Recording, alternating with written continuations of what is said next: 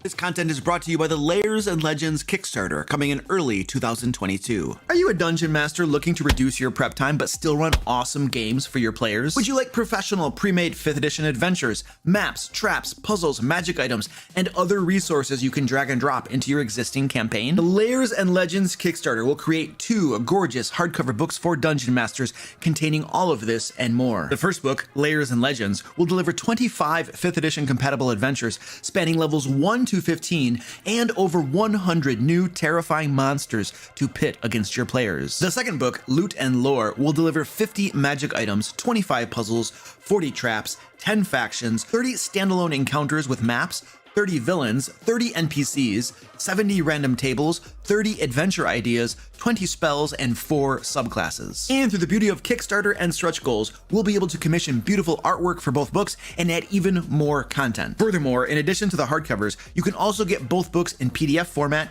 and a digital map pack containing all the maps from both books. And if you'd like to pick up a hardcover copy of our last Kickstarter, Into the Fae, it will be available as an add-on to Lairs and Legends. Click the link below to join the Lairs and Legends email list and get notified when it goes.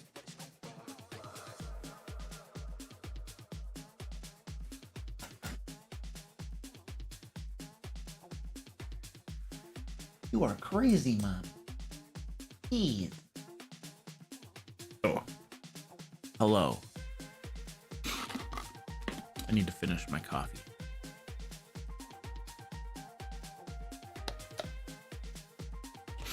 Not quite ready yet.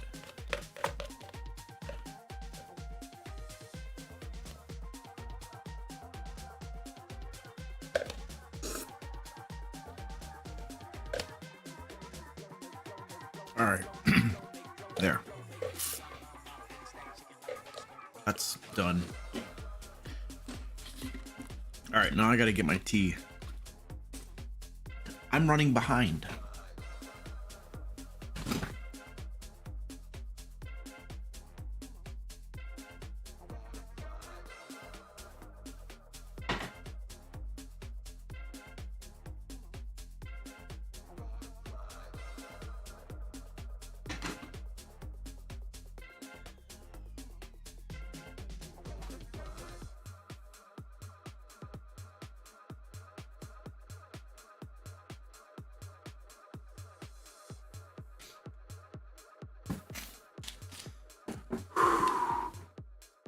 I know, Nixit. Like, I never run behind on a live stream.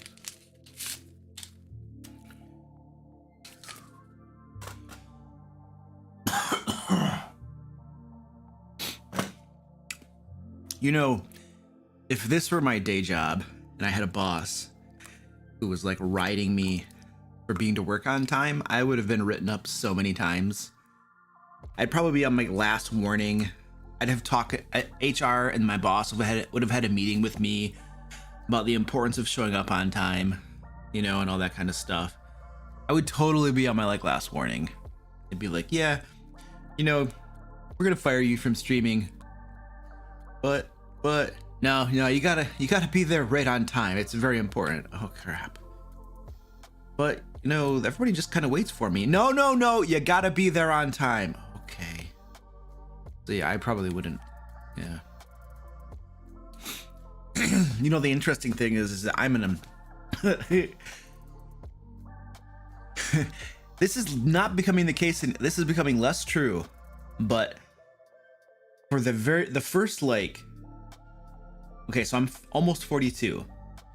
I would say for the first 40 years of my life, I was an incredibly punctual person, always on time. Early to things, always. The last couple years, that has ceased to be the case.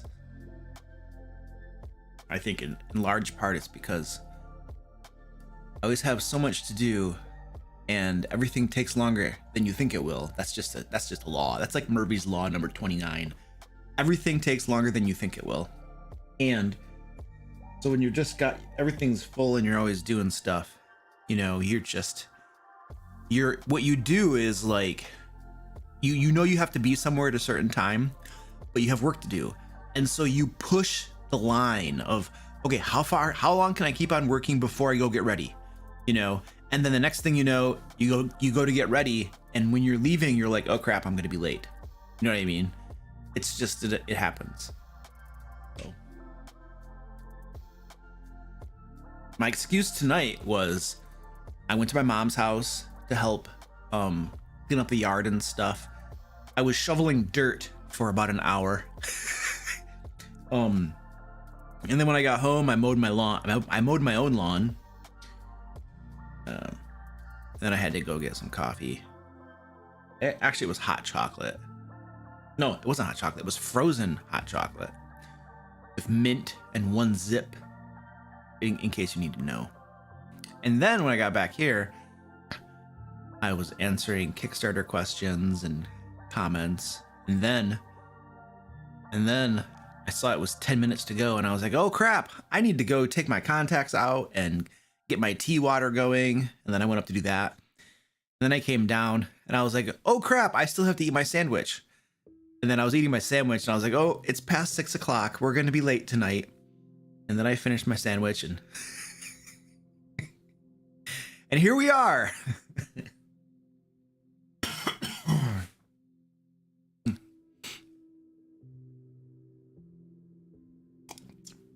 Rachel Fields, hello, how are you doing? I am totally petting a cat. This is mommy right here. She currently is demanding my attention. Freight train, you still gotta get dinner? Well, you can you're probably just take your like phone or laptop up with you. I do this all the time, dude, seriously. So I still have a day job right now for the next couple weeks probably. And they're letting us work from home again. This is the irony. I work at a software development department, and all crap is breaking loose right now. Like it is a fire drill every single day. They have like they have an upgrade to a very important integral system. It's an annuity company, and basically there's a system on the mainframe that pretty much keeps track of like almost all annuity information, contracts, customers, everything is on this system.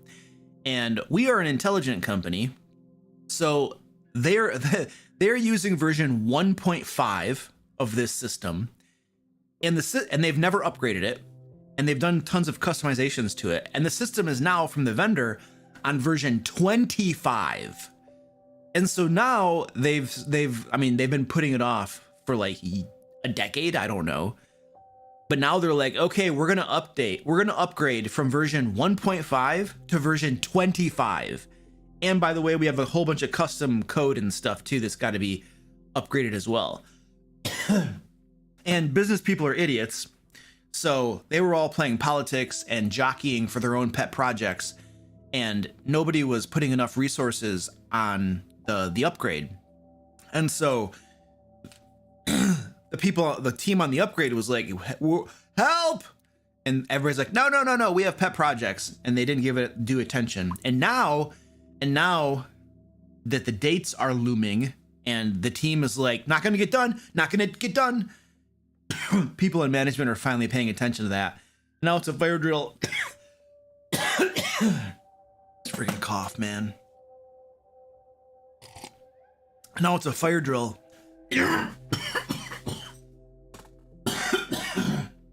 Gosh.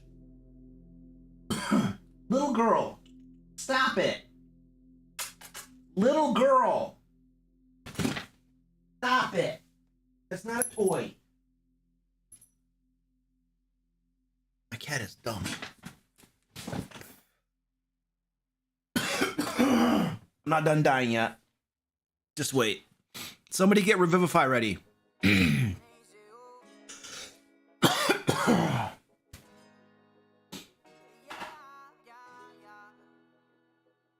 I had a cold virus or something a couple weeks ago, and I still have this cough that just like, I'll be like, I haven't coughed all day today, but then all of a sudden there's just this gotta kill you now, you know, that just hits me.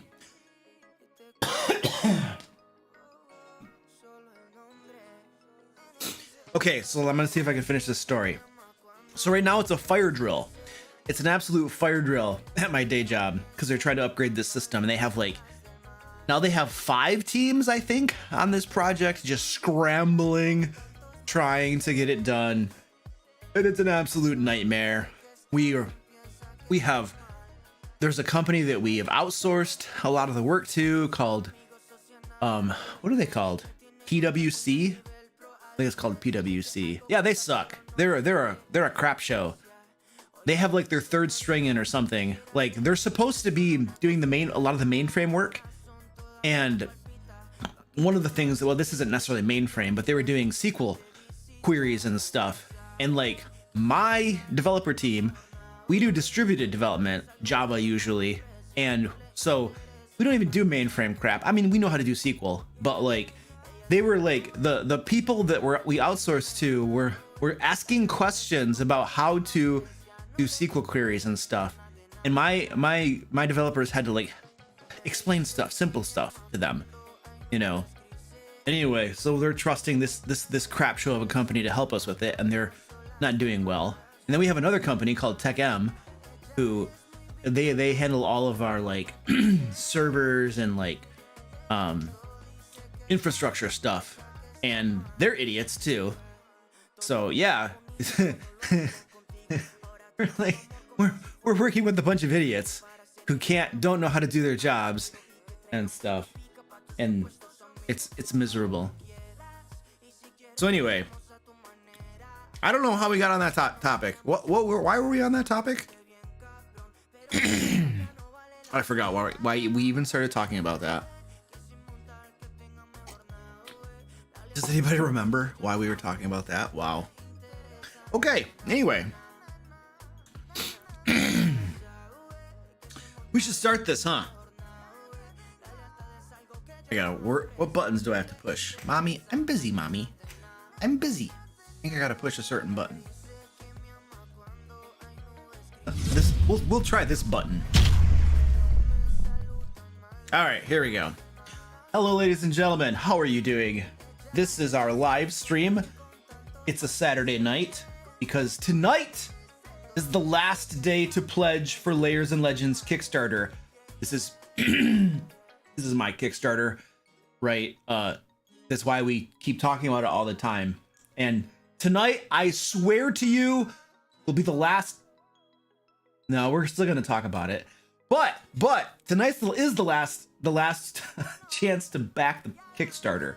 We were a little over 240K. And our next stretch goal is at 250K. And we're going to unlock more adventures for Lairs and Legends and more artwork. Now, I have no idea how we're going to fit more adventures into Lairs and Legends. There are 2 books. There's Lairs and Legends, which has adventures and monsters in it. And then the other book is Loot and Lore. And it has like everything else. Traps, puzzles, villains, NPCs, standalone encounters, spells, magic items, subclasses, I don't know, just a whole bunch of stuff in there. But Lairs and Legends, the first book, currently has 25 adventures in it and over 100 monsters. And if that's 25 adventures and 100 monsters. There does not exist a Wizards of the Coast book that has that much content in it. It does not exist. Look at one of their latest books to come out. It had 13 adventures and 11 monsters. Our book has 25 adventures, nearly double, and 100 monsters, like magnitudes more. And if we hit the 250K stretch goal, we have to put more adventures in it. I have no idea how we're going to do that. I don't know. This is going to be like, I don't know how big you can make these books before the printers are like, no, we can't do this. So that's going to be our challenge. If we hit the 250K stretch goal before the project ends, I think I'm just going to delegate that to Penguin Butt and have her figure out how to make that work. That feels like a pretty solid way to go. Yes, Rachel, it is a fat book. Lord Gaz says lousy with adventures. What does that mean? Who's lousy with adventures? I know you're not talking about me. I know you're not. I know you. You're cool, dude. What's lousy with adventures? Glad Cleric says, I'll start putting together some ideas. Penguin Butt says, have me figure out what? I was talking about food. Well, Penguin Butt, you should pay attention because now you're in charge of the entire thing. Beyond 500 pages is tricky. Yeah, you know, I don't think... I mean, we're definitely pushing 400 right now. Absolutely 100% guarantee you. I don't think it's going to be 500, though. I think we can probably get it under 500. But we're pushing 400 almost assuredly already. So we're going to add some more adventures in there. That'll beef it up by, I don't know, 50 maybe? 50 pages? I mean, adventures take up some space. You know, you got maps, you got a little bit of artwork. You got a little, like, talkie stuff you got to put in there. Cat hair flying all over the place here.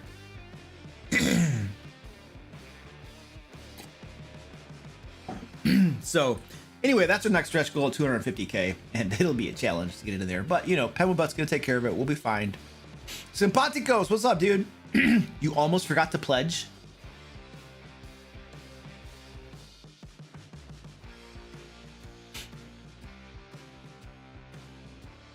Where's the loyalty, man? Where's, like, the friendship and the camaraderie, you know? Simpaticos has been one of my players for 5 years, 6 years, I don't know. He's on my Curse of Strahd game. Before that, it was the Sword Coast Guard. Before that, it was who knows what. Wait. It was, remember, Trevor? It was GGG. What was it? Girls, Gold, and Glory. Remember before you guys decided to call yourselves the Sword Coast Guard? One of the players, I forget his name. Was it Steve? I think his name was Steve. Was like, he was like, Girls, Gold, and Glory. And so you guys called yourself GGG or something like that. I don't know. Jazology, what's up, dude? Charles, what's up, buddy? Thanks for pledging, buddy. I appreciate that. Fakusalo, what's up? Argentina, ¿qué onda? ¿Cómo te va? Simpaticos, yeah, it sounds about right. Yeah. Simon Devine says, hey Luke, thank you so much for all your resources on your site. They have saved me no amount of headache. I've got a homebrew game going and the guys are going around the Pirate Isles. Any tips? Hey, you're welcome, dude. I'm happy to help. Pirate Isles? You just flesh out adventures on the different islands. That's my, like, top tier advice. Island hopping. Okay, cool. It's your standard D&D. Only your adventures are on the islands. Your adventures might be underwater. They might be in sea caves. There might be sunken stuff. You might have to go to the bottom of the sea floor. You might have to have water breathing spells. You know, your random encounters are going to be a little bit different. You know, you're going to have to deal with weather might be more important on the ocean and stuff like that. So, I mean, but you're still just, you're running it's normal D&D. The setting is just different. The backdrop is different. The creatures might be different. The locations where things happen might be different, but it's still, you're still running a normal D&D game. There's really not a big of a difference.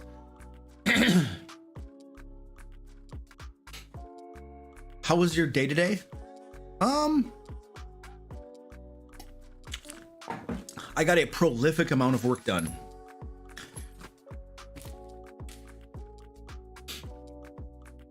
Yeah, I got a lot of work done. Now we're doing a live stream. It was a really good day. So yes, it was very nice. I measure the quality of my days by how much work I get done. Because if I don't get enough work done in the day, the next day is even worse. And you just have this sense of overwhelming dread because the work is piling up. But every day that you can just get a bunch of crap done, you feel better. It's kind of, it's like you're just staying alive. It's like you're in war, you know, and every day you can get through without getting shot in the face. You're like, that was a good day. Tomorrow we're back at it. No, but it was good. I like it. I love what I do. I love getting up and I love working on stuff, you know, like it's great. It really is. It's work. There's a lot of it. I'm constantly working, but I enjoy what I do. And I don't want to do any other stupid job in my life. It's just, It's really cool to be able to do this. Publishing game material for people, working with the amazing team that I have, Ed, Penguin Butt, Goliath Cleric, we got Thomas, our editor, Danny, you know, all of our freelancers and stuff. We got our moderators. I think, you know, we got Tashio, and I think the Colonel's in the house tonight, or said he was going to be. So like, you know, I'm working with people that I enjoy being with that are really cool, and I get to do something that's really cool. I get to play games, create games, talk about games. I get to go on video and be stupid on camera, and then hang out on live streams and stuff. You know, like, dude, it's pretty cool. So, is it a lot of work? Yep. Am I always working? Yep. But is it enjoyable? Is it satisfying? Yeah, it is. So I'll always complain that it's a lot of work, but it's good work. You know, I don't know if that makes sense. This cat just needs attention down here. Lord God says my rampant jealousy is seething. Well, you know, Krista Cunningham, hello, how you doing? I do have a day job still that is absolutely miserable. horrible. I used to enjoy it. I used to like it, say 2 years ago, but my my desire to do that has just steadily declined. Now it is absolutely non-existent. I literally had a meeting. I had a meeting with so I'm a scrum master, and recently 2 scrum masters, one quit and got a job somewhere else, and then another scrum master transferred to a different department, and everybody was probably happy to see her go. But that's not my point. So we were down 2 scrum masters, and then we got a new manager. Then the new manager called a meeting, and she was like, all right, we are gathered, and I don't have her perfect words, but she's basically said, we are gathered here to see, in the light of 2 scrum masters leaving, we are gathered here to see if we really have a, what did she say? A resource shortage or something? I don't remember her exact words, but basically what she was saying is, she was saying, all right, do we actually need more people, or can we just redistribute the work of the teams that don't have scrum masters over the people that remain? That's basically what she was saying. And we know what that means. That literally means we are not hiring another scrum master. We are redistributing the work over the current scrum masters. That's literally what that was. We all know. We're not idiots. We know what corporate talk is. And so they were going around trying to figure out who had capacity to take on a second team. And I knew exactly where that was going. They were going to point at me for another team because I only have one team, and most of the other scrum masters were either had other teams or other big important things they were doing, which is really just meetings that accomplish nothing. But I knew it was going to come to me to get another team, one of the teams that didn't have a scrum master. And so I was asked point blank. Everybody had to say, you know, what's your availability like, and you know, can you take on a second team, basically? And it came to me, and I was like, yep, I have one team. They're an excellent team. They are a smooth, well-oiled machine, and they do superbly. They're great, you know? And then I shut up. And then she asked me, so what's your availability like? And I was like, oh yeah, I have lots of availability. I do not want a second team. I literally told her that.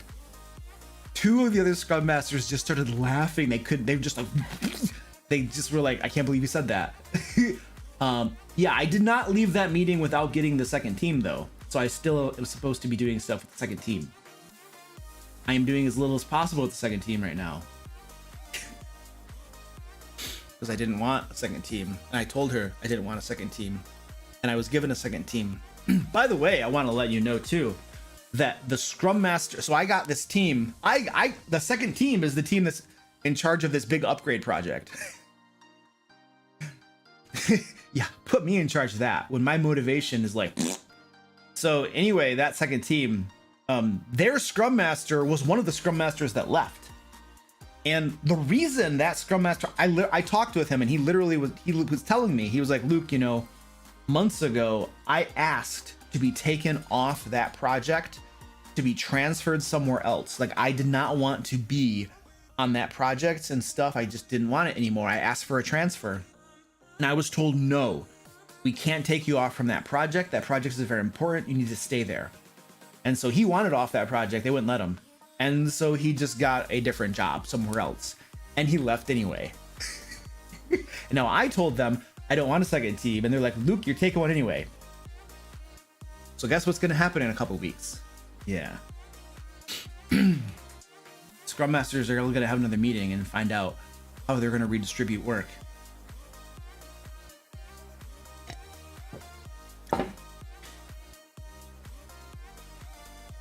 Sometimes management doesn't listen to people in the front lines. Doesn't always work out very well. Richard says, I'm a tester and have been pinched like that before. Yeah. We have a couple QA testers on our team. They help. They're pretty cool people. I haven't actually talked about Q&A or anything. We should probably do that. Yeah, tonight is a bonus live stream. We're just chilling. We are trying to raise money for Stack Up, by the way. If you guys see this thing right here, this is our Stack Up bar. Stack Up is a military charity that helps support veteran mental health and suicide prevention, both for veterans and active service members. They do lots of cool stuff. They send supply crates to veterans and active service members full of different games and things to help them take their minds away from the stress of all the crazy crap that's going on, help them to just, de-stress and stuff and focus on something else for a while. So they'll send them games, video games, board games, stuff like that. They do lots of cool stuff for veterans. And so this month in May, we have a goal of raising $6,000 for them. We're already at like 1,500 or 400 or something. We're doing pretty well. Actually, let me pull up my donation page and see exactly where we're at, because the little bar up at the top of the screen has a glitch and isn't quite accurate. So I'm going to go into my dashboard and see exactly where I am. We're at 1,505. Oh, it looks like they fixed the glitch. Okay, they fixed it. All right. So we got a little bit of ways to go. Now the cool thing is that we have milestones. When we hit certain milestones, everyone who donates a certain amount is going to get rewards. For instance, we already hit the $1,000 milestone, which means that everyone who donates $25 or more gets a digital map bundle with 50 digital RPG maps. Now, I want to be sure, if you want to donate, please use the Stack Up donation link. It's in the chat. My moderators will post it. I know we normally do donations for charities through tipping, but don't do that tonight or ever right now. For Stack Up, we have a special Stack Up donation link if you want to donate. So please donate to the right one. When we hit $3,000, everyone who donates $25 or more gets an adventure bundle that contains 7 D&D 5th edition adventures. And then if we hit $6,000, everyone who donates $25 or more gets a Lair magazine bundle. It'll have 3 issues with Lair magazine in it, which is a crap ton of content for your games. And I will run a D&D one-shot for the top 5 donors. And we already have some really big boys that are getting prepped for that action. All right. And the other cool thing is, and I'll just show you the screen for this. The other cool thing too is that we have these incentives. If you donate $50, I will do push-ups on stream. If you donate $100, I will do a happy dance. I'm a very, very good dancer. And if you donate $250, I will sing a song right here live on stream. And again, I want to stress how good a singer I am. I am spectacular. So you will not be disappointed by my singing abilities. All right, let's hit some questions. We got a bunch of questions. I've just been like yapping it. DNF.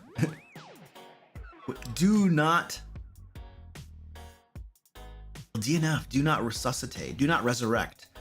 I don't know what that stands for. Yes, Simpaticos, I'm an excellent singer. I'm better than you. Simpaticos is like, look at me, I'm a Twitch streamer and I sing. I did the sing thing, and actually Trevor's a really good singer. I suck. Ed Robinson, member question, says, who was the artist for the covers of Lairs and Legends and Loot and Lore? His first name is Scott. I don't know what his full name is.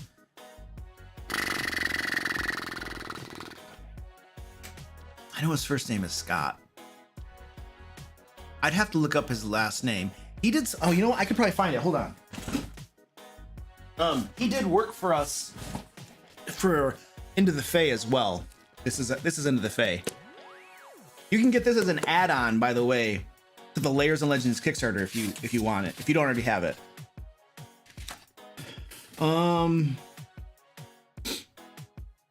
Scott Purdy. Scott Purdy is his name. And he's done a bunch of stuff already for us for Lairs and Legends.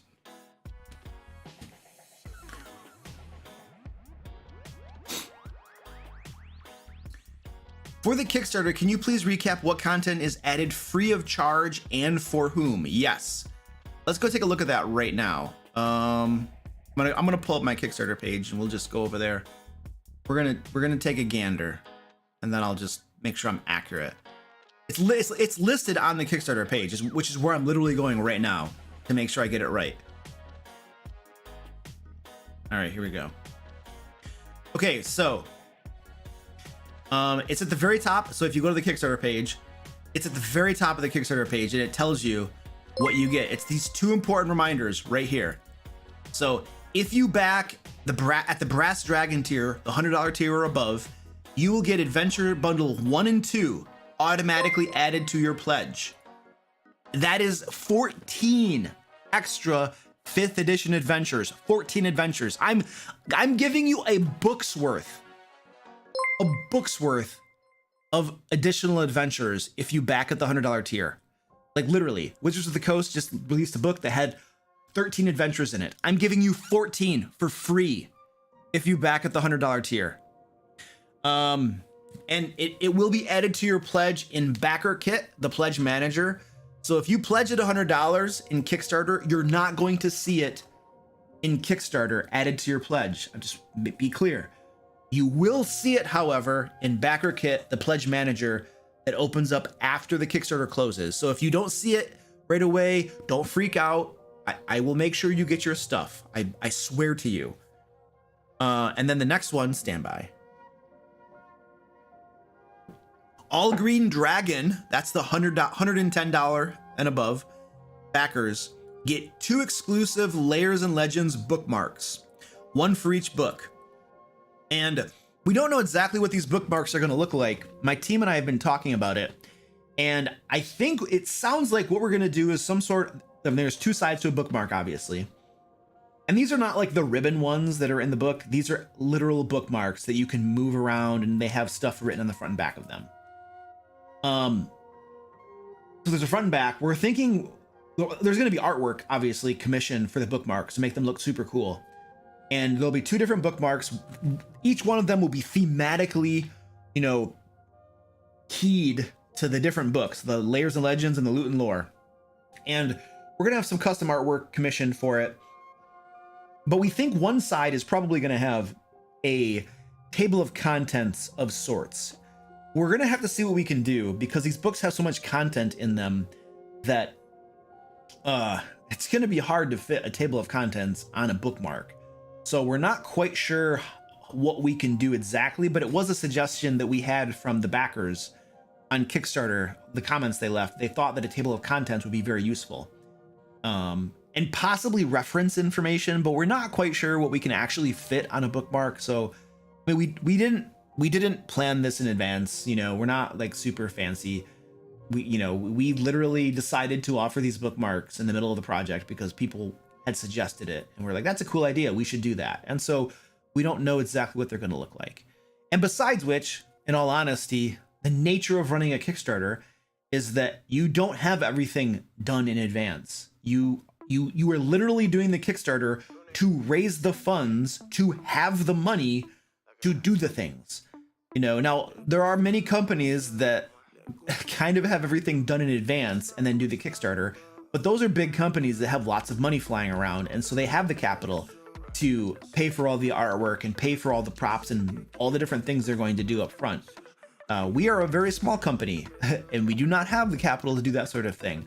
I was literally all of the artwork that I've been sharing tons of, artwork. Like these are all examples of artwork that I've already commissioned for the book, and all of this artwork, and there's artwork all over the page. All over the page, you can see a lot of the artwork that we've already had commissioned. Now, I have been paying for this artwork out of just my normal business cash flow. I've been going, you know, just taking out of the normal cash flow because I had confidence in this project and I wanted to get started on the artwork because that's going to help us give you the book sooner. But usually you wouldn't be able to commission artwork like this. You're waiting for the Kickstarter to raise the funds for you, and then you commission the artwork and it takes longer. But I was getting this stuff done in advance because, you know, I have some cash flow through the business because I have wonderful patrons who support what I do and all that kind of stuff. So there was some funds available to start on it early. And so anyway, you can see a lot of the artwork on there. And by the way, this right here, this was from Scott Purdy right here. This Medusa one, this is Scott Purdy. This one's Scott Purdy. This is Brian Syme, who does a lot of work for Cobalt Press, Wizards, lots of people. This is Brian Syme right here. And then let me see. This is Brian Syme, this one here. This one right here is by, oh man, I forgot his name exactly. Let me find his name really quick. He's a new artist. We just started commissioning some stuff through him, and I want to make sure I get his name correct. So give me a hot second. Artwork, sketches. L. Ferdowsi did this one right here. And then we got a whole bunch of tiers and stuff. This is Brian Syme, did that one. Do I have any more? That might be all that I put on the page. We have commissioned a whole bunch more artwork that I've shared in a lot of the updates. I just don't have them all on the page. Ooh, don't look at that. Stop looking at that. That's mine. Whoop, that's wrong. Whoop, there we go. All right. The one with the purple is your favorite? Which one's got the purple in it? Oh, with the people standing over the lake? Yeah, that one's cool. I think that's what you're talking about.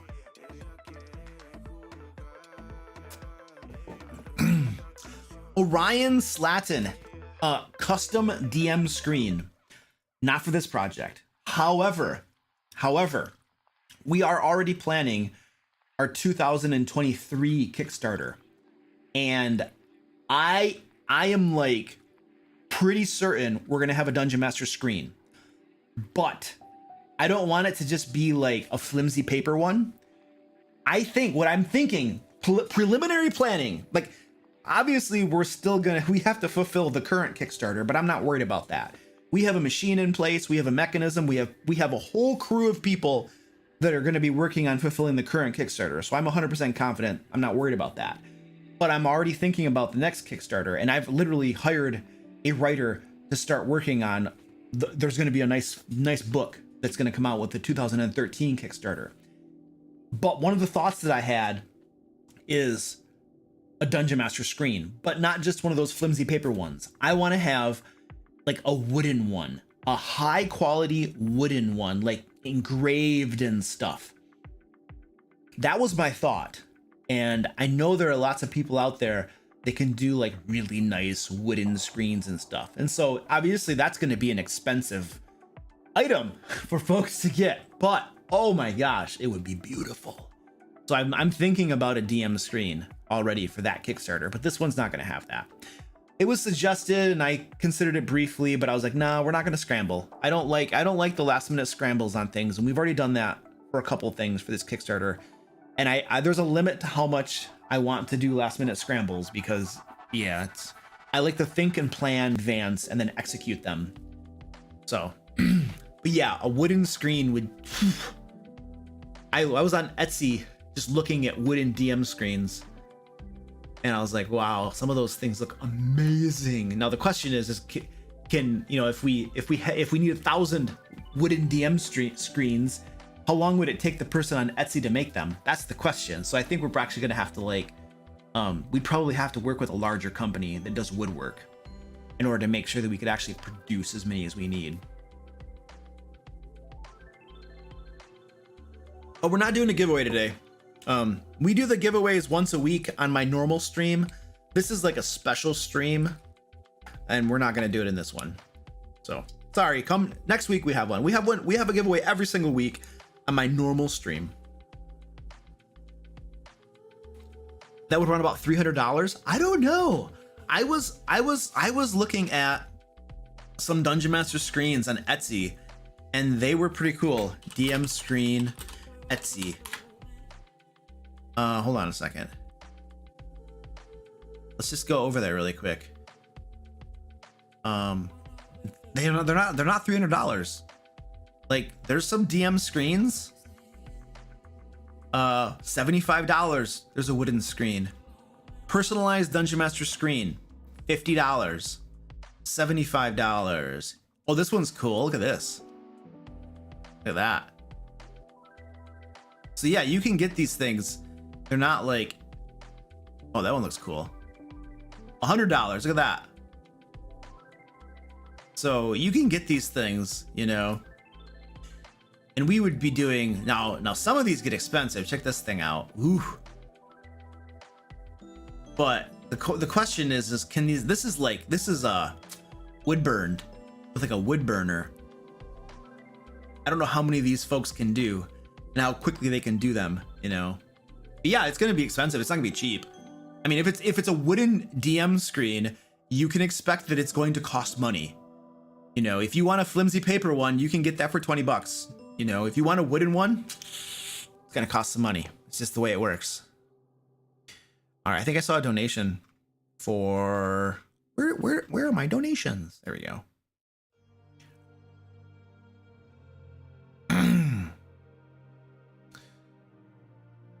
There we go. Wing Walker, thank you for the $25 donation, dude. I appreciate that.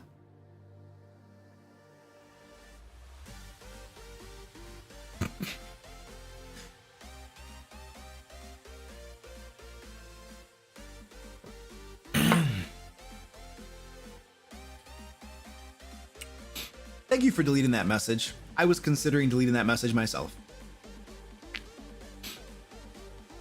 I don't appreciate anybody referring to other people's tools that they find useful as something for noobs. Condescending attitudes like that are not useful for anybody. They're not useful with the community. They don't make people feel welcome and accepted. I don't give a flying crap that you're criticizing me. I don't really care, right? But when people say things that make other people feel down about themselves, like they're not good enough, that's horse crap. I don't like that. So thank you, moderators, for beating the crap out of that comment. All right, questions. Thomas Norman says, how can someone make money from DMing? Well, you can charge people to play in games. You can do paid games, but you need to be good at it. People will only pay for a game if it's a really good game. So it can be done. People do it.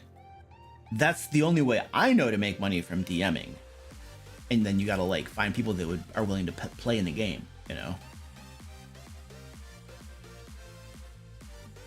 How do you end a campaign you no longer want to run? Hey guys, I no longer really want to run this campaign. I'm really sorry. I know some of you are probably having fun with it, but I've lost all interest and all heart in doing it. I just don't want to run the campaign anymore, and I don't know what to do. What do you guys think? Does somebody else want to run the game? What do we do? Because I just don't want to do it anymore. And you can tell them why and stuff, but you just talk to your players and explain it to them. You know, don't just disappear and say nothing. That's bad form. Like, explain it and talk to them. You know, if you're lucky, somebody will might play the game or run the game, be the dungeon master. And if you're not lucky, then maybe you guys stop playing D&D, and if you're still friends, I mean, if you're friends, sometimes people play with strangers, that's different. But if it's a bunch of friends, maybe you start playing a different game. a board game that doesn't have a dungeon master where you're all players or something, you know, so there are different options you could have. Yes, Fred, I agree. Dungeon master screens are to hide your maps, your adventure prep notes and stuff like that. Even if you don't hide your dice rolls, which I don't, they're still useful to hide other elements and stuff. And you know what? They look cool too. And they add a little aura of mystery that, oh, I'm hiding behind the screen.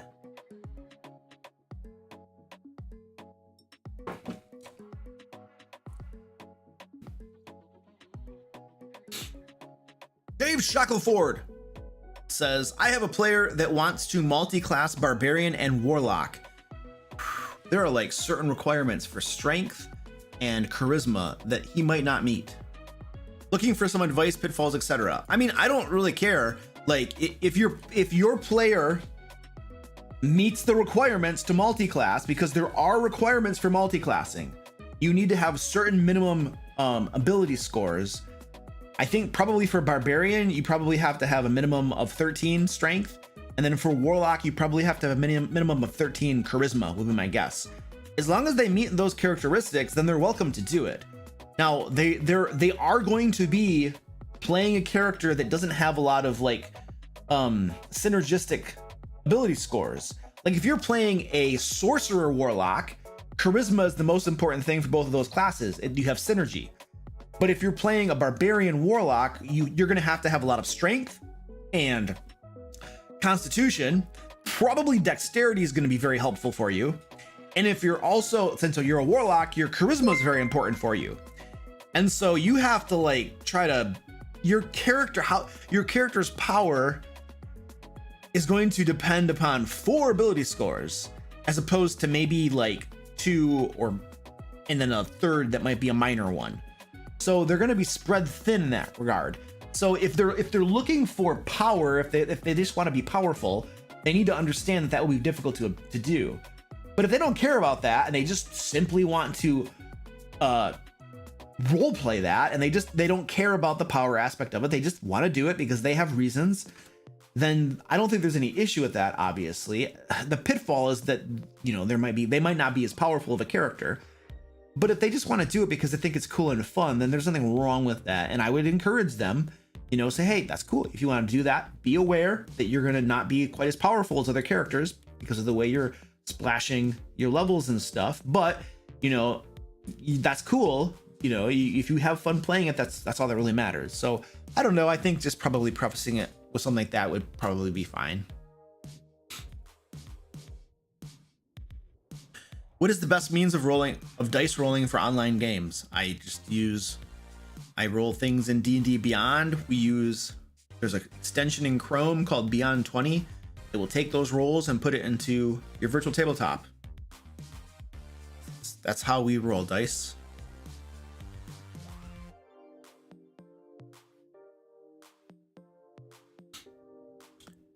I have one player feeling useless in combat because one of them is stronger and kind of hogs all the spotlight.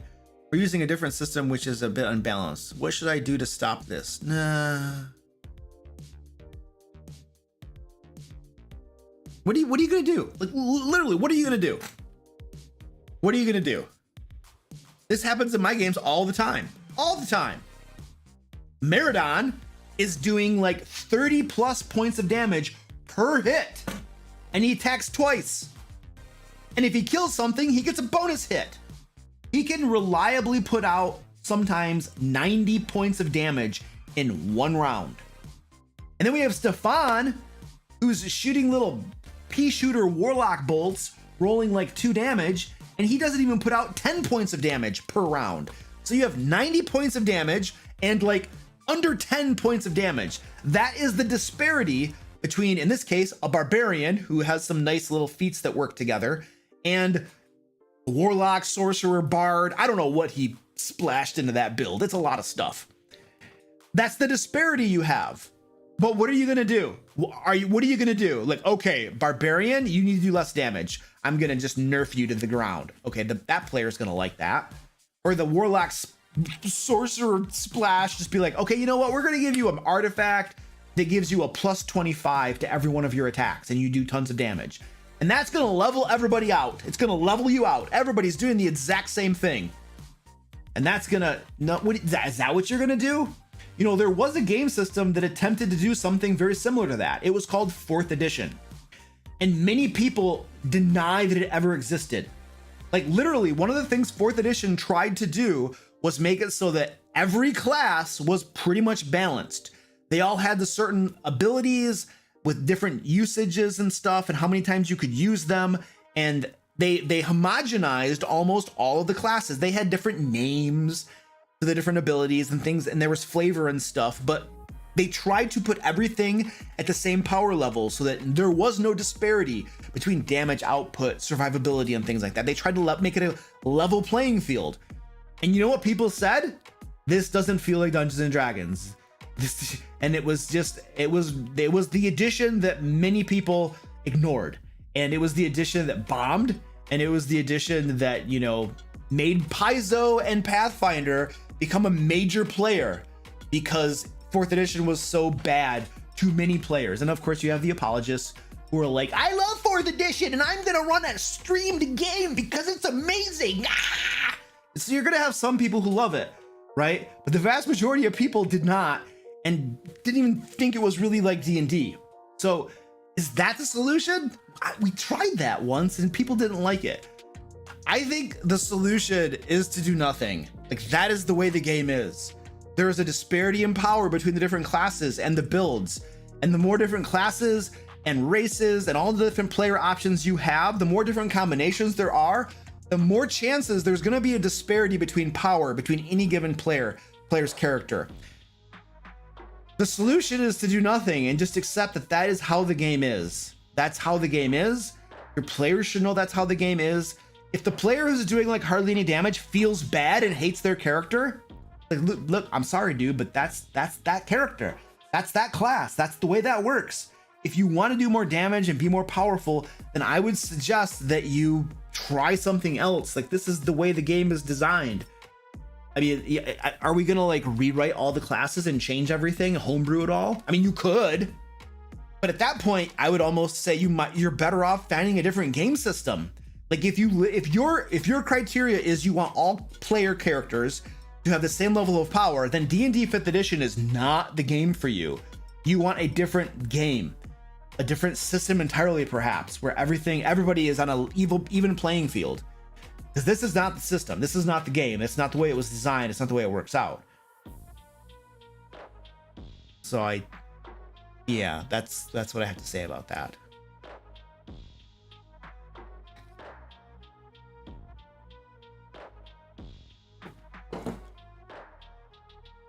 All right. Kickstarter question. Will it be purchasable after the Kickstarter ends? We will have pre-orders. However, if you do not back it now, today, before it ends, today's the last day to back the Kickstarter, folks, you're not going to get the bonus adventures. We're literally giving out 14 entire adventures to everyone who backs at $100 or above. If you don't back the project in Kickstarter, but you wait later to pre-order, you don't get that. Like that is something that is only going to be given to Kickstarter backers because they're pledging their money now to help unlock stretch goals so that we can make more content and put it in the book. So if you back on Kickstarter, you will 100% get a better deal. It is designed that way. This happened, I think, in Into the Fae, where people were complaining because it's not fair that people who backed on Kickstarter got better prices and they got better stuff than people who pre-ordered. And like, I gave them a nice, polite response and stuff, but essentially, like, that's the way it should be. They're pledging their money in the Kickstarter to help make the project as successful as possible. They deserve to get a better deal. They deserve to get extra stuff. So the bottom line is that yes, you can pre-order. Pre-orders will be open. You will not get as good a deal. You won't get all the extra bonus stuff for free.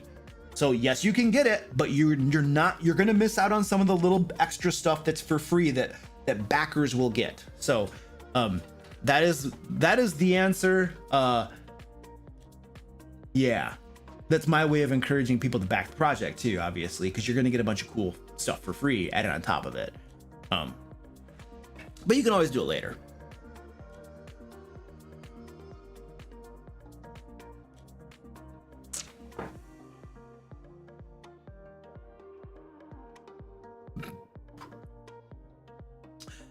Yakuka. Oh, Yakuya. Sorry. Do you already have any idea or vision for the alt covers? I wouldn't. Yes and no.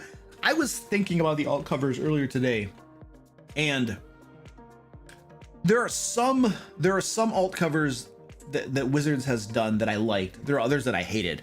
Like Tasha's is the worst alt cover in the world. But there are some alt covers like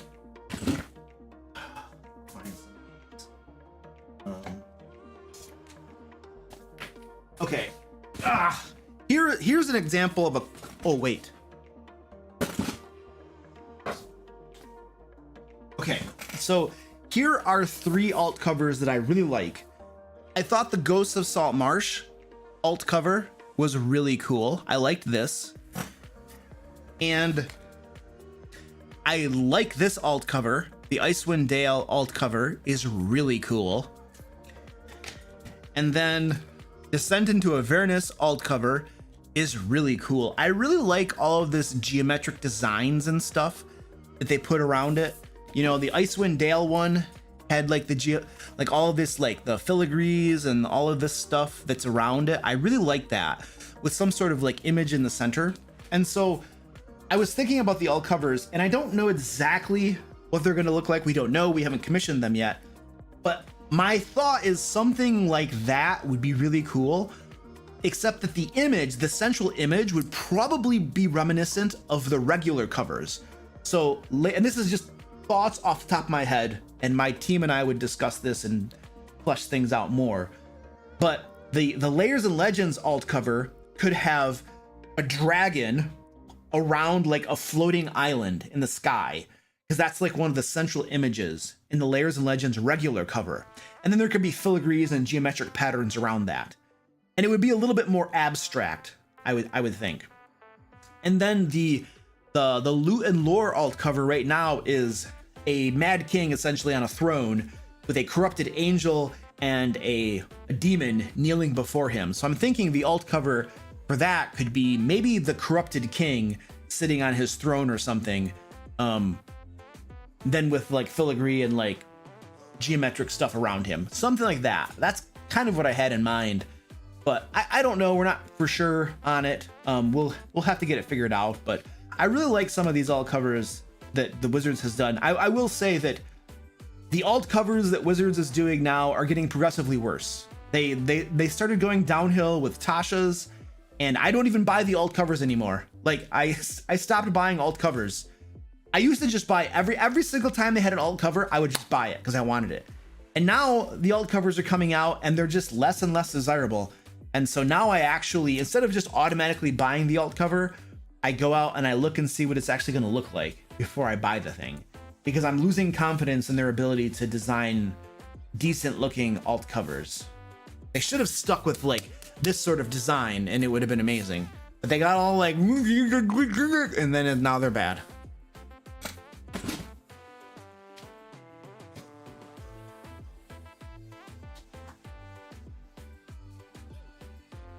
Ugh. Yeah, you see, oops, that's the wrong one.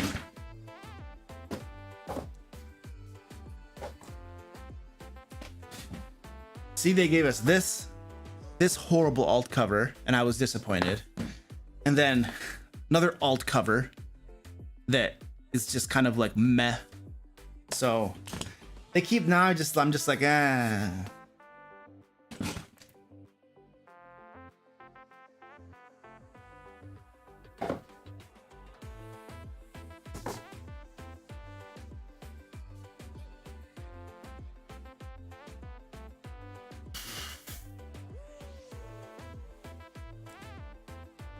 All right. Yes.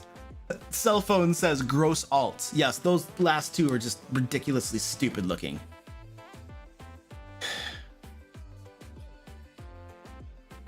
Dan? Danny! Hello, Danny! Hello, Danny! All right. Oh. Danny, listen, we used this on the stream this last week. Whoops, that's the wrong one. Look at that. My cats were chewing on this. You missed it. It was amazing.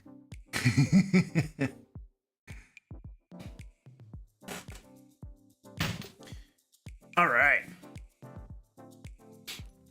The last two feel like some sort of 80s action movie cover art. Maybe, yeah. I agree. Tabby says, I agree. I don't really like those alt covers either. I have the OG Tasha's and I prefer that to the alt. Yeah, I know. It makes me wish I had looked at the alt covers before I decided to get them. But all of the early ones were so good. I assumed that they would continue to be that same style and feel and just be awesome. And somebody in the art department or somebody in a suit who is disconnected from reality made some bad decisions. Or that's all I can figure out.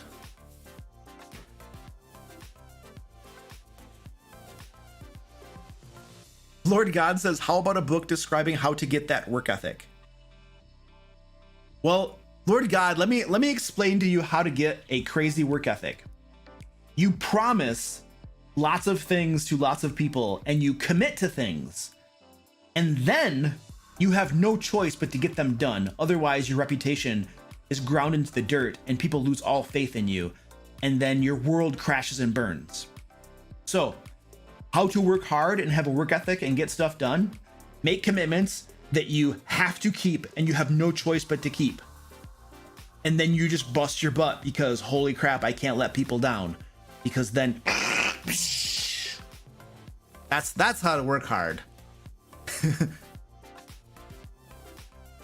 Luke, do you consider working full-time D&D? Yep, 2 weeks, baby.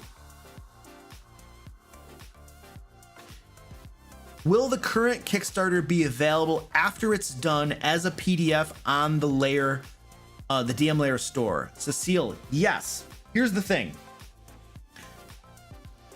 My Kickstarters are when you can get the physical books. This is the way we do things. If you want the physical book, you have to get it during the Kickstarter or during the pre-orders. That's when you get the physical books. The PDFs will eventually be available on the DM Lair store.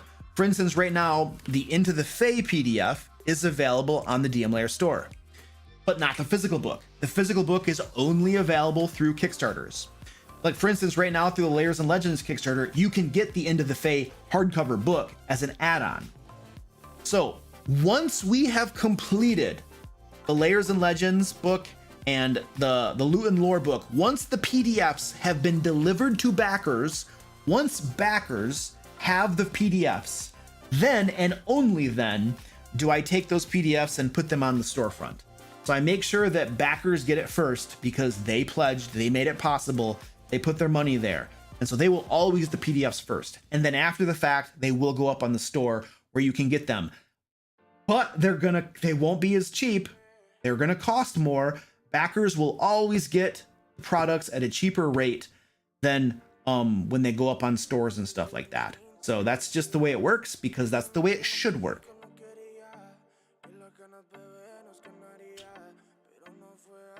Wasn't a year's supply of bacon one of the stretch goals?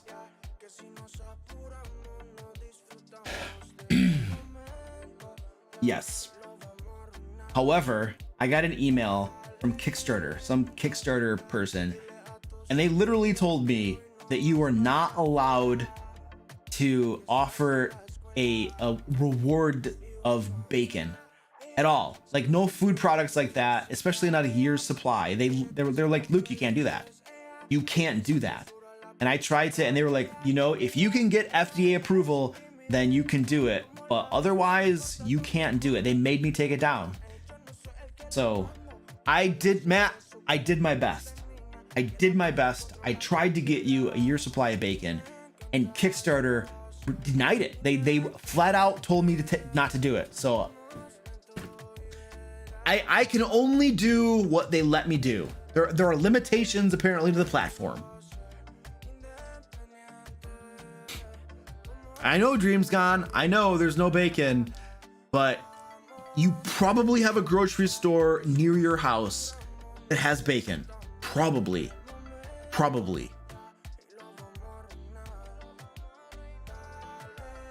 A year of raw meat. Kickstarter is anti-bacon. Yes.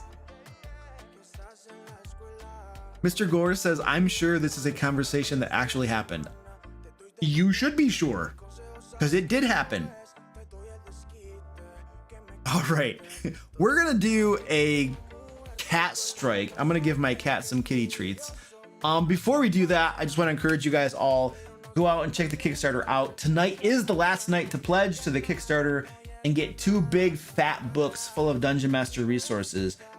After tonight, prices go up and you don't get all of the cool shinies that backers get for free.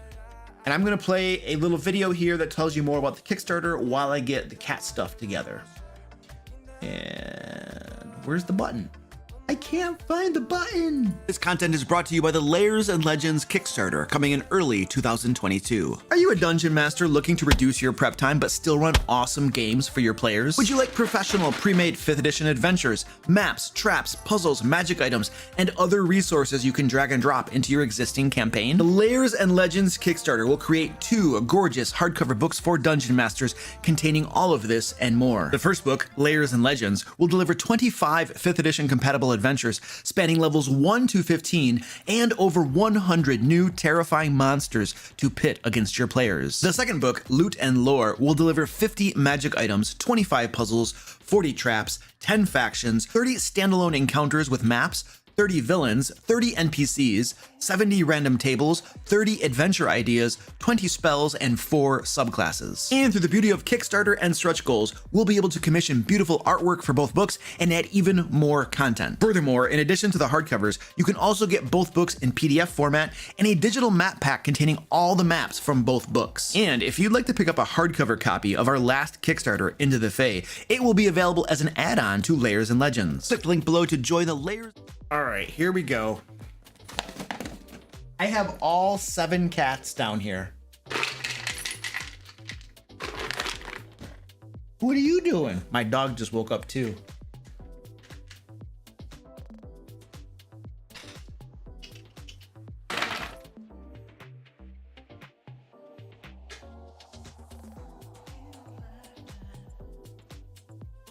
All right.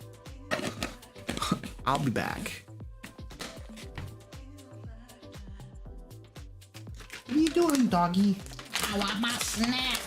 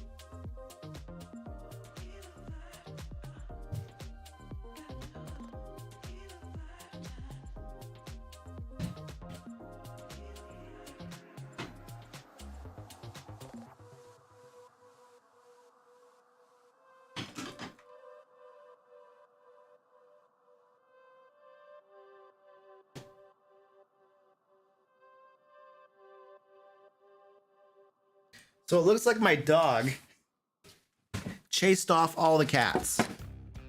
Did you guys see the dog come on camera and chase the cats off?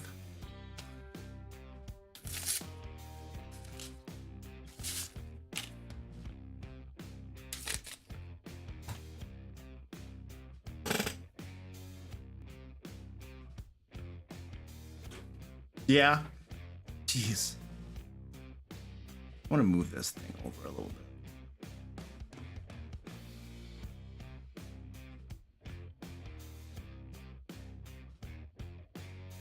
What are you doing over there?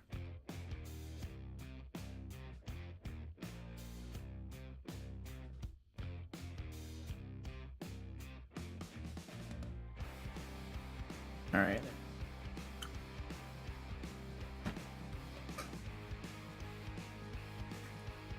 All right, I'm fixing some stuff on my my overlays. Stand by.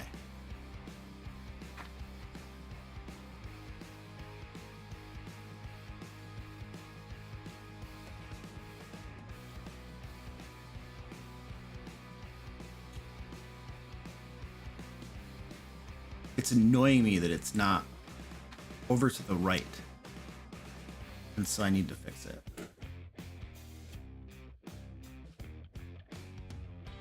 Gotta fix this one. Stand by.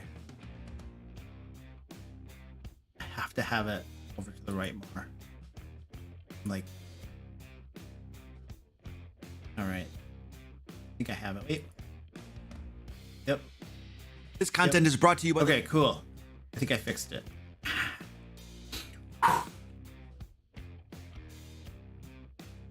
What is that? Oh, Stream Elements is chopping off the link, isn't it? Hey, what are you doing? What are you doing over there? Honey, what are you doing?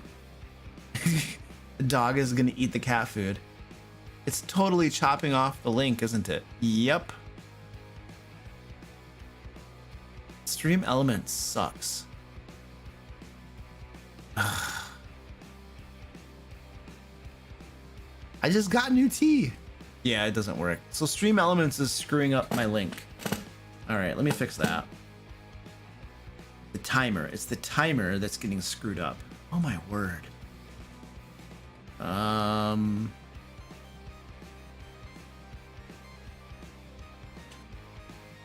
We're raising money for Stack Up. Right there. So it's cutting this one off.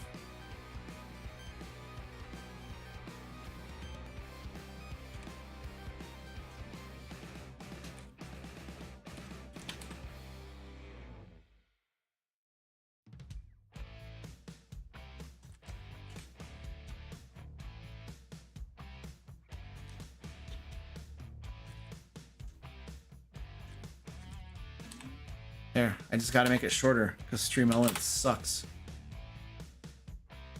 All right, that timer should work now. Oh, it's because of a 200 character limit on YouTube chat? Really? I wonder if I can change that. Hold on a second. I wonder if I can change that.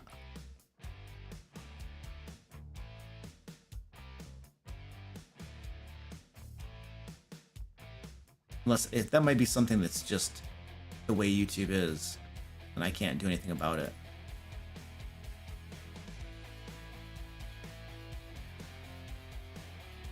Yeah, it doesn't look like I can do anything about that. It's just the way it is.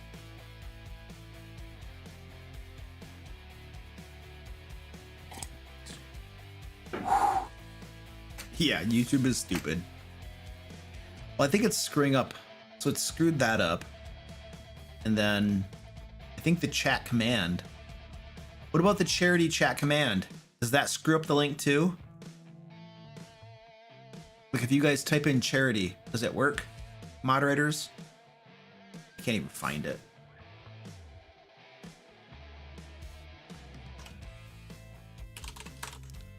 There we go. All right, Goliath's doing it. Let's see what happens. That one might actually work. Yep, that one works. So that one didn't get cut. I mean, it gets onto the next line, but at least the link works. The other one was cutting off the link entirely. All right. Anyway, let's keep going with questions. Yakuya says the loyalty and lament PDF was free for April Patreon backers too, right? Yes. If you were one of my patrons in April, you will get the loyalty and lament PDF for free. It'll be added to your pledge. You won't see it in Kickstarter. I have to manually add it to your pledge in the backer kit pledge manager, but it will be there. If it isn't, it's probably because you use a different email for Kickstarter and your Patreon. And then all you need to do is yell at me and say, Luke, help, and I'll make sure I get it squared away. What was the average for the commissioned art?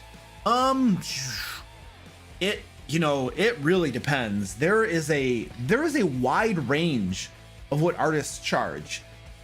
Like, I can tell you, let's just say half page art, which is what we were commissioning right now in advance, ranged anywhere from $250 to $400. The big range. So, was that the question? Yeah. That's like per piece of artwork. Now, if you're talking full page art, that's way more. If you're looking at like a monster art or a quarter page art, it costs less. If you're just looking at like a magic item or something, it costs less. It depends on exactly what you're commissioning. So, but for half page art, it was like $250 to $400. There's a big range of what artists ask for. And I don't really negotiate with the artists. If I want to pay the artist what they ask, essentially. So if an artist asks for like $1,000 and it's out of my price range, then we just don't commission with them. If an artist asks for 400, we could probably do that.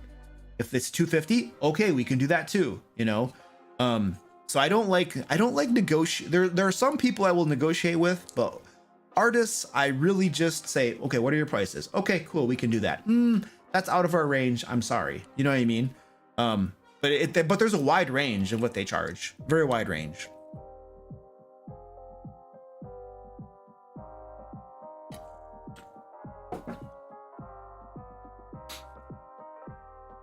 How do you measure time as a DM? I just gut check it. However much time I think is passing in game, I'll just estimate it. And I'll write it usually on a whiteboard if I'm in person, or I'll put it on a piece of paper if I'm playing online. And then every so often when I remember to, I'll also put it into the chat so everybody, all my players, can also see what time it is. Foster Aviation, thank you for the $5 super chat. I think that was from a while ago too. That was like a half an hour ago. I'm sorry, I'm way behind. Foster says, about to throw a lich at my 6 level 11 PCs. Any last minute tips? And how often should I counterspell and feel bad doing it to my warlock? Never feel bad about counterspelling if they do it to you. This is my rule. This is literally my rule. If my players are counterspelling me all the time, I will make a point to counterspell them all the time. If they are not counterspelling me, I do not counterspell them. In my opinion, counterspell is one of the worst things in the game because it literally makes the game more boring.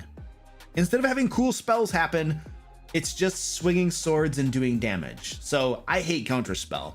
And so that's kind of like the unspoken rule I have. If my players want to like make my game boring, then I will have my monsters make their game boring. So yeah, but never feel bad about counterspell if your players do it to you. Now, as far as like 6 level 11 PCs versus a lich, I'm actually curious as to what the balance on that is. So we're going to go into D&D Beyond and take a look at that. Where is this? Wait. Well, I just want I can never find anything. I want the encounter builder. Thank you. Why are the colors all weird? Manage characters. Do they have a preset for level 11? Come on. They do. Very nice. And you said there were how many? How many did you say there were? 6 of them. Okay. We're gonna add some more. And they're gonna go up against a Lich. All right. Well, let's just take a look at a Lich. Oops. Yeah, so this is what's gonna happen. Let me explain to you exactly what's gonna happen. The Lich is gonna die in round 1. That's what's gonna happen. The Lich has an armor class of 17. He probably can do shield. He probably has shield, right?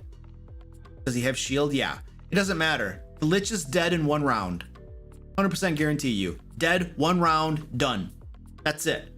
And the chances are good with dexterity of +3. Yeah. The Lich might even get to cast a spell. Maybe. But if I were putting money on it, I would say that 6 level 11 characters against a Lich, the Lich doesn't even get to cast 1 spell and he dies in the first round. I would feel confident putting a decent amount of money on that bet. Now, dead in 1 round and then also being able to at least cast 1 spell is probably a safer bet. But I don't think there's any way that Lich survives round 1. They're gonna surround and pound that Lich into the dirt and it'll be over. Done. He has no hit points. His armor class is pretty pathetic. Your characters are gonna demolish him in 1 round. 100% guarantee you. The only chance you have of making that battle anything at all interesting is for your Lich to have some minions.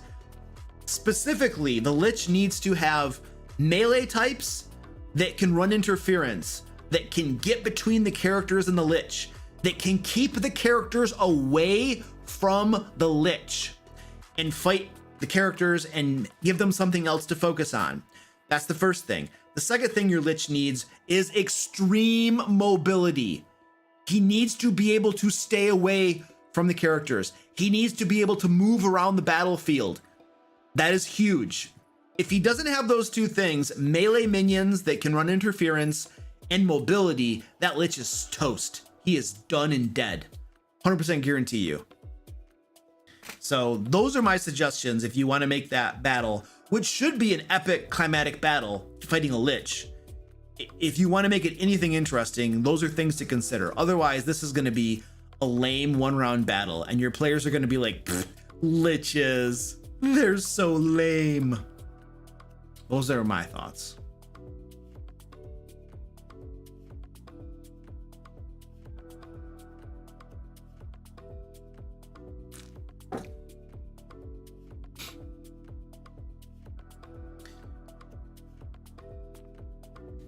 Do Liches even have lair actions?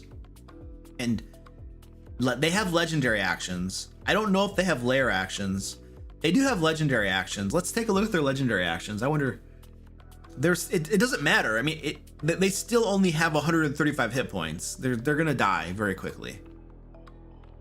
It casts a cantrip. Well, la-di-da.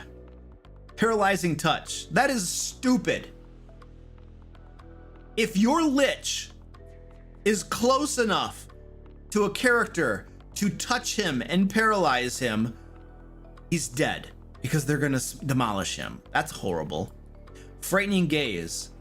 Within 10 feet of it. Why would you get within 10 feet of the characters? That is horrible monster design. It's like they designed this monster to die fast. They give him abilities that cause him to get close. He's a spellcaster. He has no hit points. His armor class isn't that good. Why are they giving him abilities that make him get close to the characters? This is like brain dead monster design.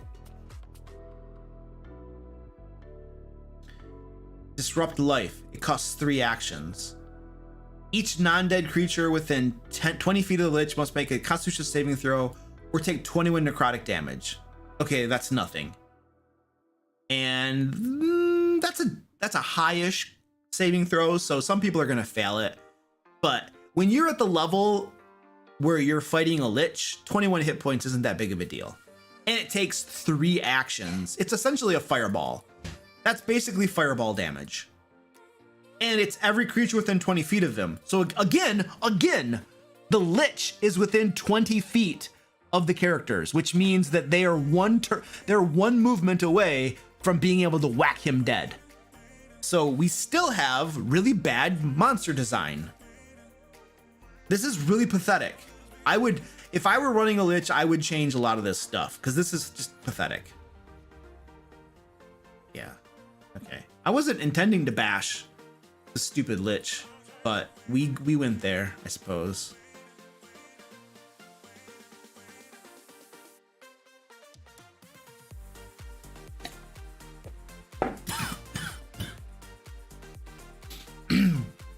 All right, as a reminder, ladies and gentlemen, we are raising money to support Stack Up. I have a nice little slideshow for Stack Up. I got a coughing fit. So Stack Up is a 501c3 military charity that supports active and veteran service members from the US and allied nations by promoting positive mental health and suicide prevention through gaming and Greek culture. They have a whole bunch of things that they do to help our service men and women, veterans and active. They give them big, huge, massive supply crates full of gaming things to get their minds off from the stressful things in their environments. They fly them out to conventions, to gaming conventions, to help them do things they might not otherwise be able to do. They have a 24/7 program. They call it a Stack Up Overwatch program, but it's a crisis intervention and peer-to-peer mental health support line. You can basically call them whenever you need help. Anything that you're going through that you need someone to talk to, you can call them, and you don't have to be a service member or a veteran. Anybody can call them and get help. So we're trying to raise money for them. We are currently at, what is the current ticker on Stack Up? We're at $1,530 raised. Our goal is to get to $6,000. And to make this fun and interesting, anyone who donates $50, I will do push-ups on stream, like right now. Anybody who donates $100, I will dance. And if there's a $250 donation, I will sing on stream. So if you want to make me look stupid, then you can donate at those quantities, and yeah, you control my fate. So we are doing that. I need to turn my fan on.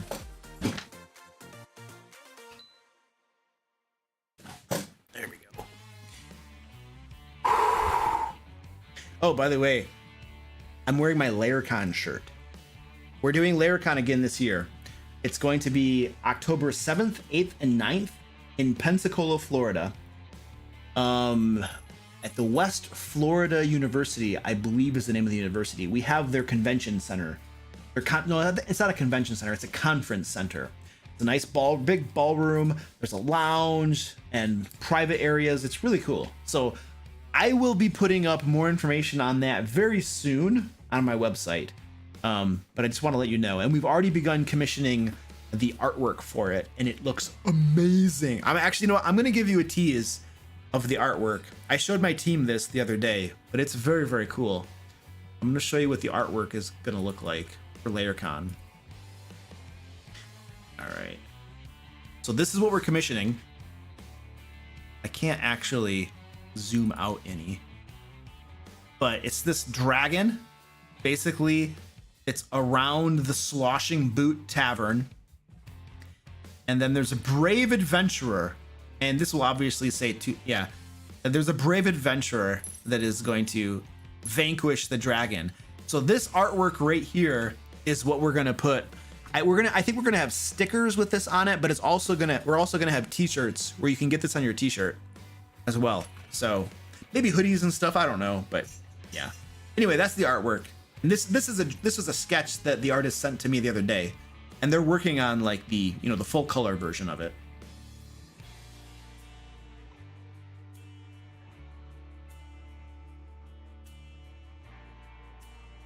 Well, Danny, why can't you go?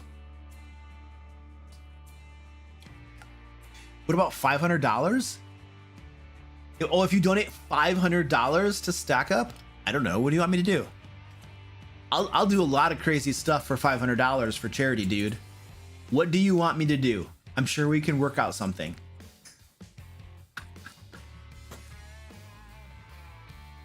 Poster, dang it, I won't stop saying it. What? What are you saying, Danny? Glad Claire's got his plane and hotel already booked. Can't wait to see all of your lovely people here.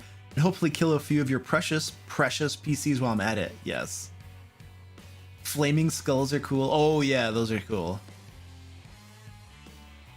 Oh, that costs money, and Danny is trying to build a house, sir. Oh. Super Jambalaya is happy. I love jambalaya, by the way. I really like jambalaya. It's delicious. Rachel Fields says, I'm sure we could work out something. Those are dangerous words.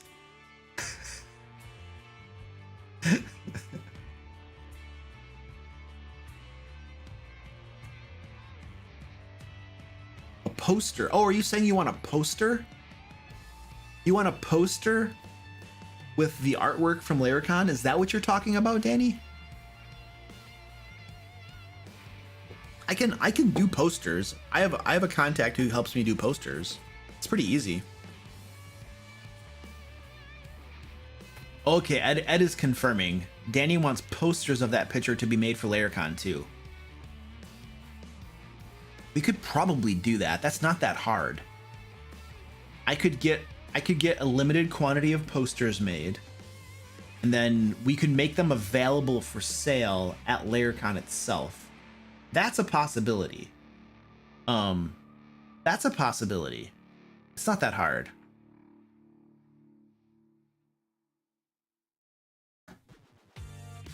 We could also do, you know, we could pre-order posters too. I could list the posters on my store, and then people could pre-order them. And then we'd know exactly how many to have. We'd have extras, but then people could order them, pay for them in advance, and then when they showed up at the convention, they could get them. So yeah, we could do that as well. You need to, okay, so what you need to do is you need to talk to Sharita, and tell her that to put posters on the list of merchandise for LairCon.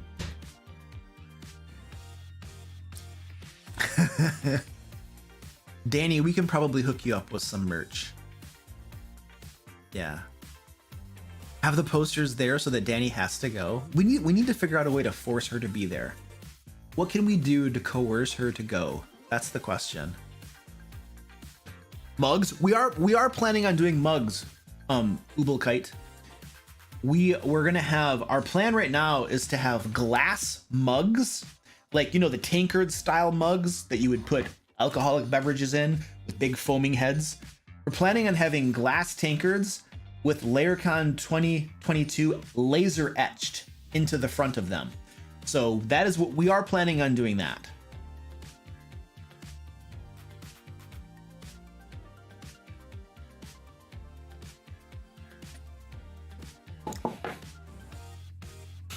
Let's see if we got some questions around here.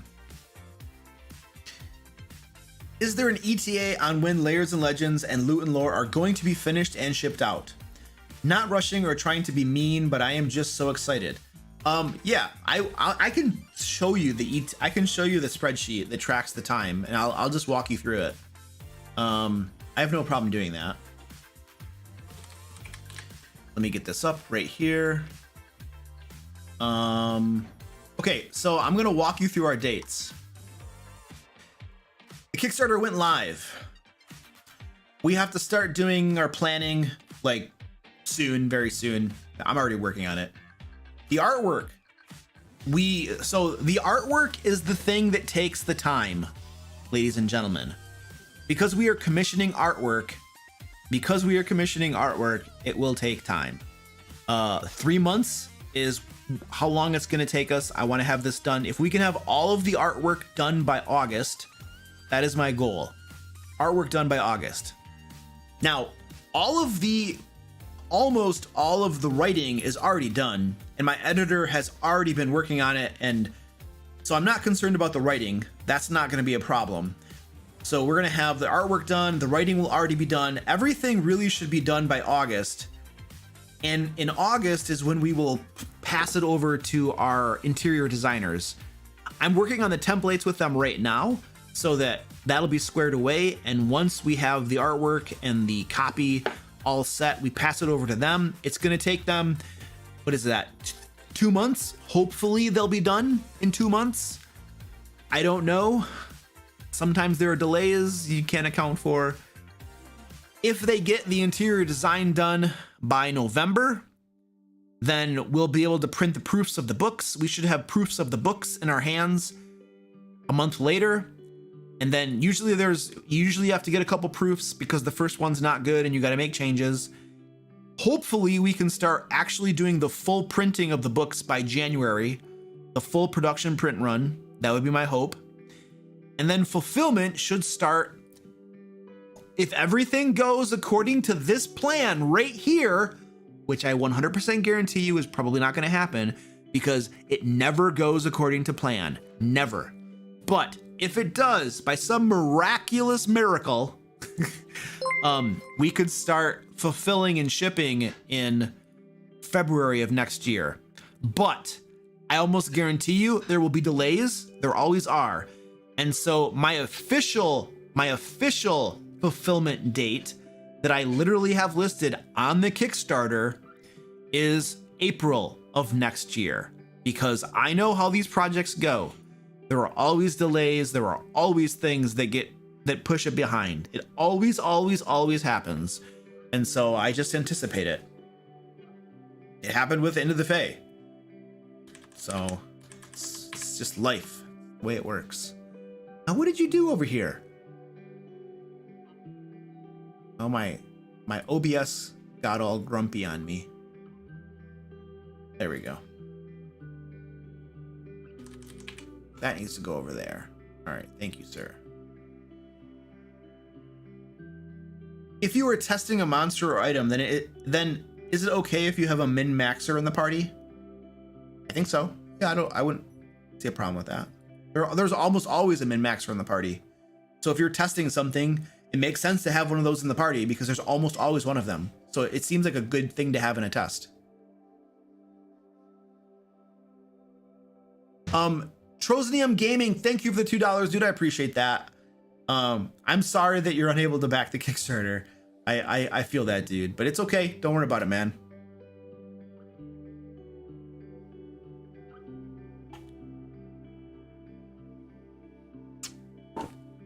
Them Add Virus asks, what's your opinion on characters that start with a magic item that gets more powerful over time, such as a Moonblame? Okay, so what that's referencing are what we call legacy items.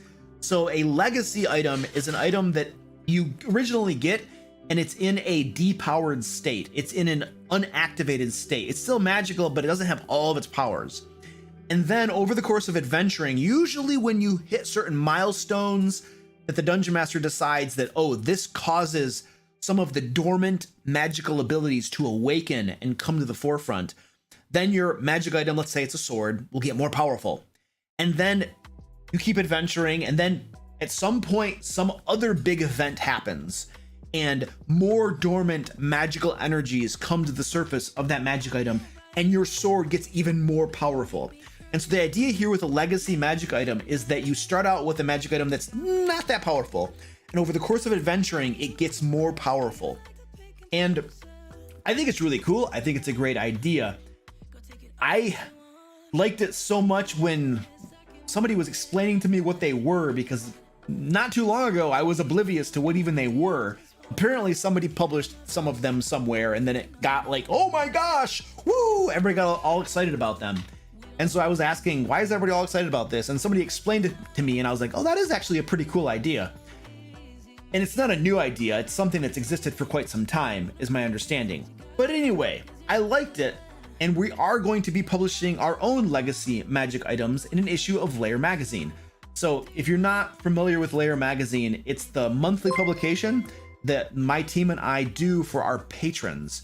Every single month, DM Lair patrons get a new issue of Lair magazine, and it has inside of it at least 2 adventures. Usually every other issue has 3 adventures in it. We have monsters, we have puzzles, whole bunches of Dungeon Master resources. But in an upcoming issue, we're also going to have legacy magic items. Several legacy magic items that will gain power as you adventure. I forget exactly which issue that's going to be coming out in. I can look really quick here and I can tell you which issue that's going to be. I have a spreadsheet that tracks everything. Magic items. Where's the magic items? Here it is. July.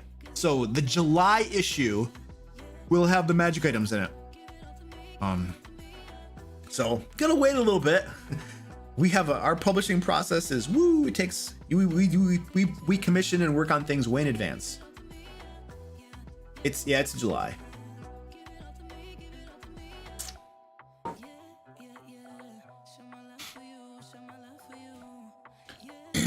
What did Kirby do?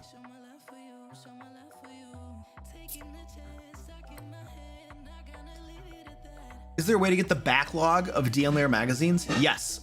Zach just linked the store. If you go to the DM Lair store, you can get all the back issues of Lair magazine. You can get the individual issues, each individual one, but we also have Lair magazine bundles, which bundle together 3 issues and they put it at a lower price. So if you want to get the back issues, I definitely recommend go for the bundles because you're going to save lots of money. Orion Slayton says, do you have plans tonight to celebrate the Kickstarter?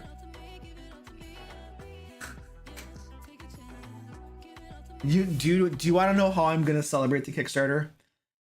When this live stream ends, I'm going to go to bed. And that is going to feel so good. And then I'm going to get up probably around 2:30 in the morning because the Kickstarter ends at 4 a.m. my time. I'm in the East Coast. It ends at midnight on the Pacific Coast, 4 a.m. my time. When the Kickstarter ends, they lock my project page and I can't make any updates to it.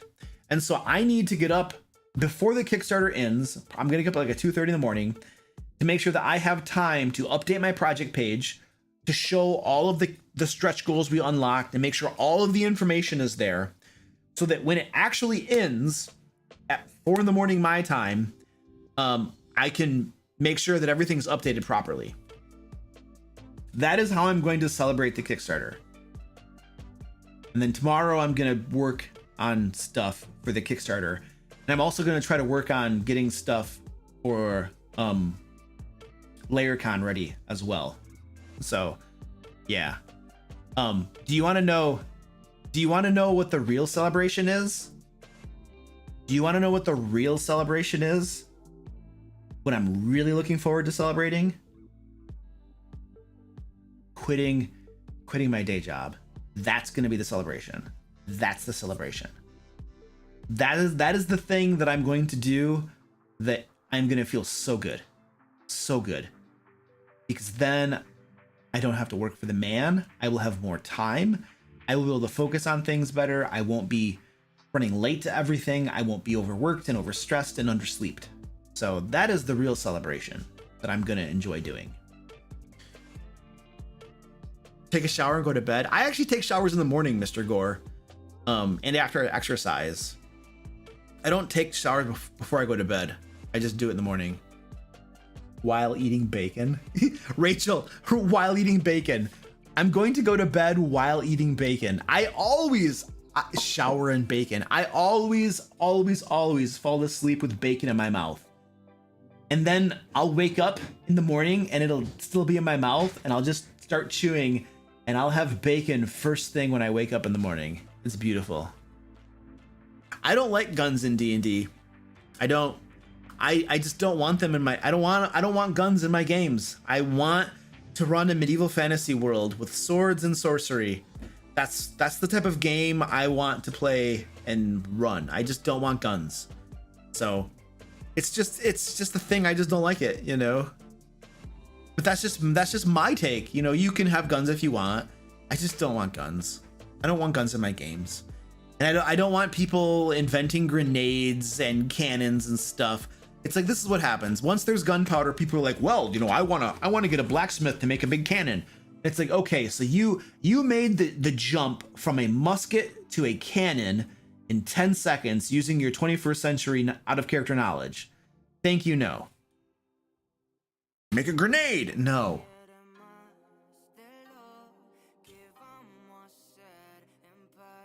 Backing the Kickstarter without a reward still gives access to backer kit, yes? Yeah, if you back at the $5 level, then you'll be able to get in to backer kit. But here's the thing, you know, you don't have to even back the project. You can just wait for pre-orders if you want to. Now, I've said it before, if you do that, you're going to miss out on some of the free stuff that certain backer levels are going to get. So you don't technically have to back the project to be able to get the stuff. You can just ignore it, and then when the pre-orders open up, you can go in and pre-order it. You can wait if you want to. You just miss out on better prices, and you miss out on all the free stuff that we're giving to people who back the project. So it is an option you have. It turns out to be more expensive for you, and you don't get as much stuff, but it's always an option you have.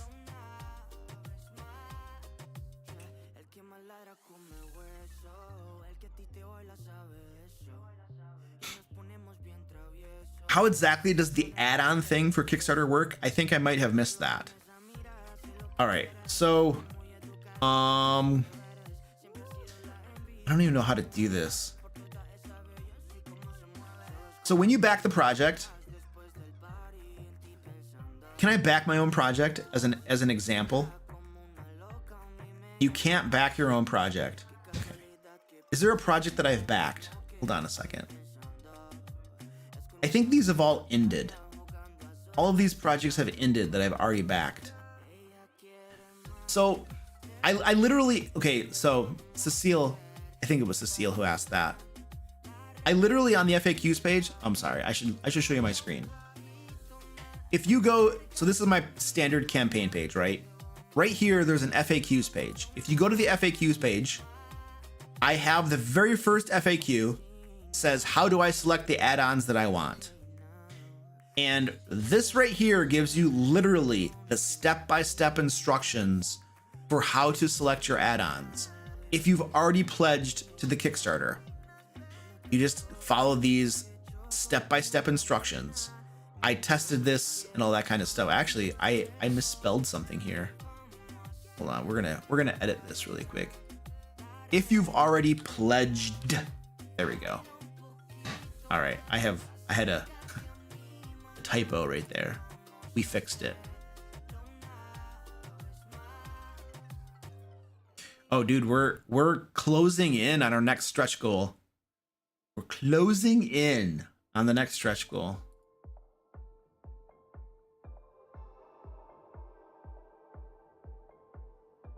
I've heard a lot of rumbling about shipping charges. Well, then what are you gonna do? Has your publisher given you a guaranteed assessment on it? No, I have no guaranteed assessment. In fact, this is what's literally Nixit. This is what's gonna happen. I have to decide what the shipping charges are going to be right now. And this is what's gonna happen. This is what's gonna happen.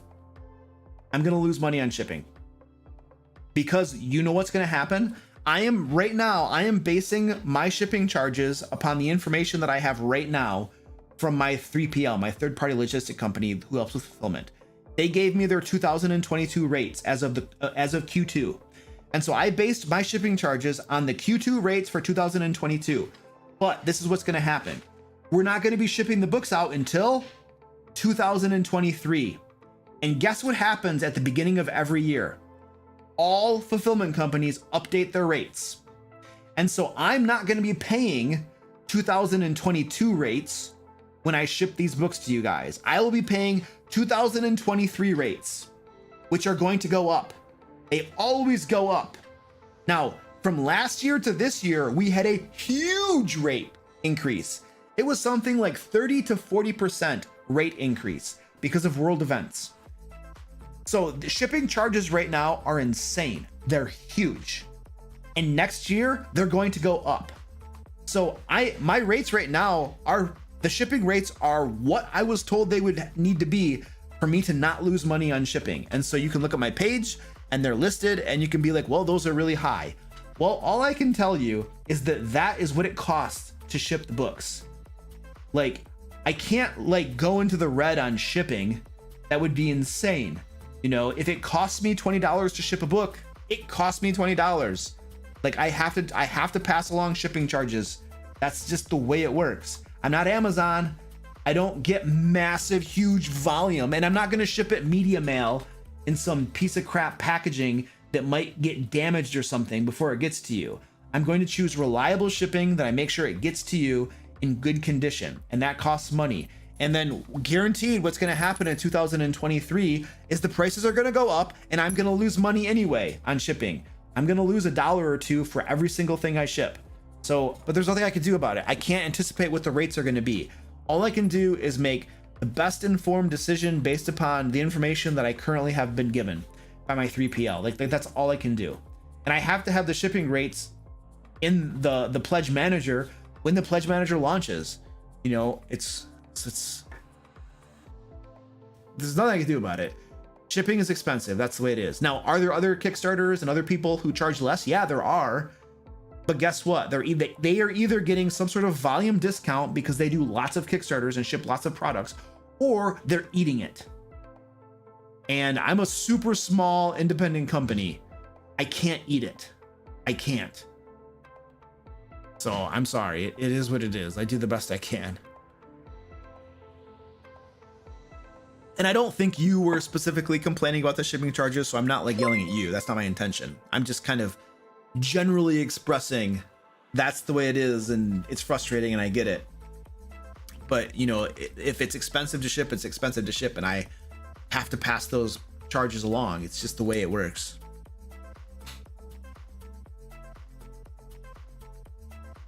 Or they put that cost into the product backer level. They could inflate their costs, absolutely.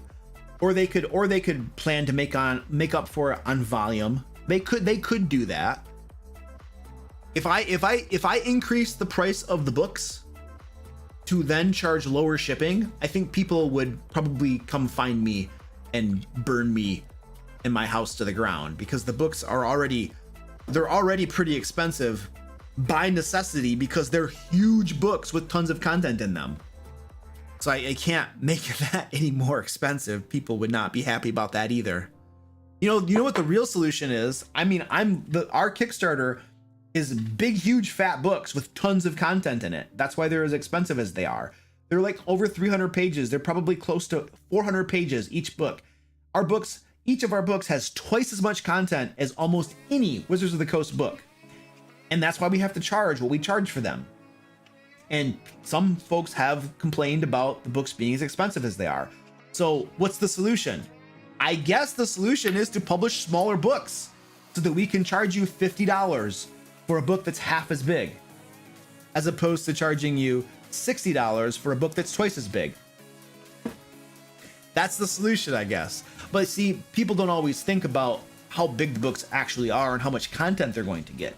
They just look at the price tag and they say, well, $60 is a lot. $50 is better. $40 looks really nice. And yet, on the back end, the comparison is the $60 book has a lot of content, and the $40 book is this little thin thing, you know, and that's what you get. Sometimes you do get what you pay for. A bag of holding? Yeah. Yes, Danny, that's also true. Danny says them being huge books and weighing more also drives up cost. For shipping, yes. Like these books were probably going to be about 5 pounds, as opposed to like this book is a little bit thinner and it's about maybe 3 pounds. And so this is cheaper to ship. Bigger book is going to cost more to ship because it weighs more.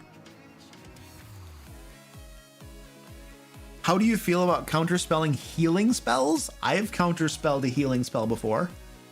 I counterspelled Healing Word in one of my games. Somebody was down and dying, and another character was going to cast Healing Word, and I counterspelled Healing Word. I 100% have done that before. So I feel okay with that. It is one of the most insidiously nasty things you can do, and Mark's a milestone in your Dungeon Master career, in my opinion.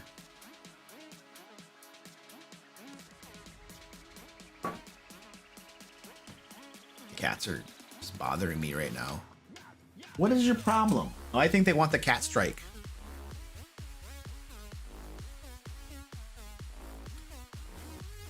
All right, we're gonna do a cat strike. Did we get any? Hold on a second. Did we get any more? Oh, there we go. How did I miss that? I totally missed that. Okay, so we've had a few more donations for Stack Up. Gene Armstrong, thank you so much for a $25 donation. And Kirby, $500 donation to Stack Up. Holy crap. His name is now right up here. He is our current top donor at $500. Holy crap, dude. Thank you so much, dude. You're helping support our active service members in the military, our veterans. You're helping to support their mental health. You're helping to support suicide prevention. That is awesome, dude. You almost single-handedly sponsored a supply crate. Do you know that at $1,000, they send out a supply crate full of games to veterans and service members? And $500 is almost half of the supply crate. Thank you so much, dude. Deeply appreciate that. So you have fulfilled the push-ups, the happy dance, and making me sing all in one fell swoop. So I will be doing those three things after we do our cat strike, which is giving my cats catnip and watching them roll around like morons. So if you want to see me do push-ups, sing, and dance on stream, then stick around because we're going to be doing that a little bit. And I am an excellent singer and dancer. You guys are going to be awestruck by my amazingness. So we're going to do a cat strike while I'm getting all the materials around. And Danny, make sure you stay for this. We have a special treat for you, Danny, for the cat trip. What was I going to do? Oh yeah, so I'm gonna show you a little video about our Lairs and Legends Kickstarter while I'm getting all of our stuff around, and then we're gonna do a bunch of fun stuff. This content is brought to you by the Lairs and Legends Kickstarter, coming in early 2022. Are you a dungeon master looking to reduce your prep time but still run awesome games for your players? Would you like professional pre-made 5th edition adventures, maps, traps, puzzles, magic items, and other resources you can drag and drop into your existing campaign? The Lairs and Legends Kickstarter will create 2 gorgeous hardcover books for dungeon masters containing all of this and more. The first book, Lairs and Legends, will deliver 25 5th edition compatible adventures spanning levels 1 to 15 and over 100 new terrifying monsters to pit against your players. The second book, Loot and Lore, will deliver 50 magic items, 25 puzzles, 40 traps, 10 factions, 30 standalone encounters with maps, 30 villains, 30 NPCs, 70 random tables, 30 adventure ideas, 20 spells, and 4 subclasses. And through the beauty of Kickstarter and stretch goals, we'll be able to commission beautiful artwork for both books and add even more content. Furthermore, in addition to the hardcovers, you can also get both books in PDF format and a digital map pack containing all the maps from both books. And if you'd like to pick up a hardcover copy of our last Kickstarter, Into the Fae, it will be available as an add-on to Lairs and Legends. Click the link below to join the Lairs. Okay, we have gathered here the pickle and the squirrel. This is a squirrel. I know it's technically a beaver, but I consider it a squirrel. So we have the pickle and the squirrel, and we are gonna get these guys doused with catnip. This is our catnip right here. And our cats are going to go nuts. They are already going nuts. Let's go to the cat cam. You're gonna want to see this. All right, move your butts so I can move my chair.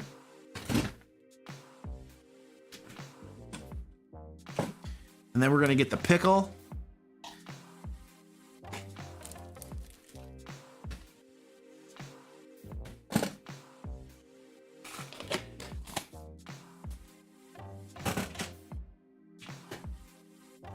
All right, and I will be back. Watch my cats. Make sure they don't kill each other.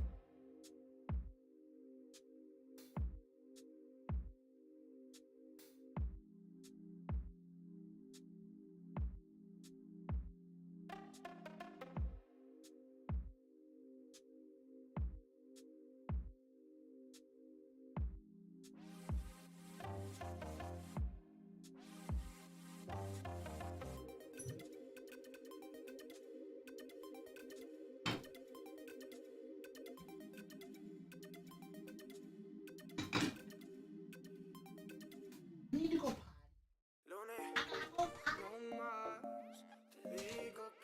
potty. Go potty.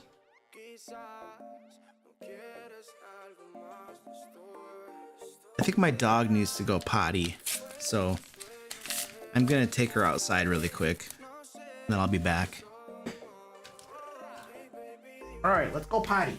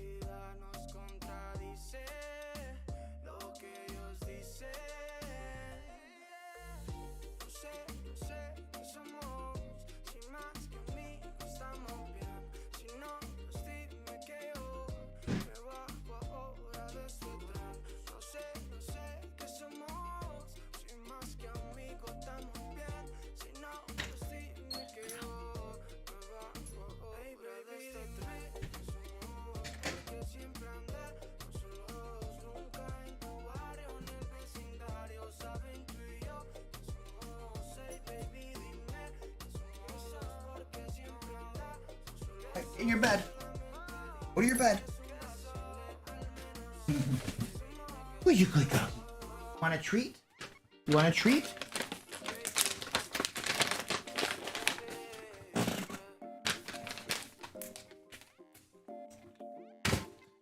Our dog has finally, we adopted her like 3 or 4 months ago, something like that.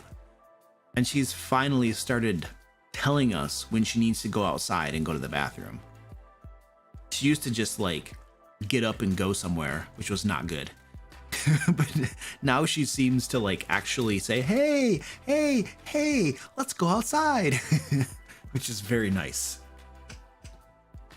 Pickle trippin', yes.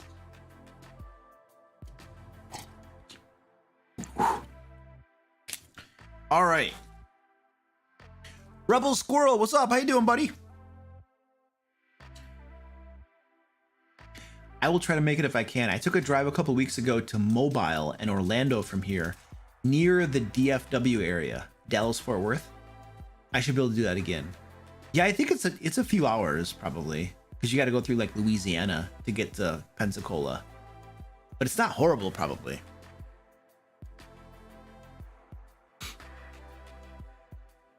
It takes a solid 3 months for dogs to settle in. Yeah. And okay, so I think I have to like push-ups, I have to dance, I have to sing a song. He's getting that pickle. He's totally getting that pickle. Any idea on the dance? What should I dance? And what song should I sing? It's 9 hours. Wow. Oh, another hour. So like a 10-hour drive? Yeah, that's a good truck. That's a good haul. What am I gonna dance? I need a song and a dance. Napoleon Dynamite? Jeez.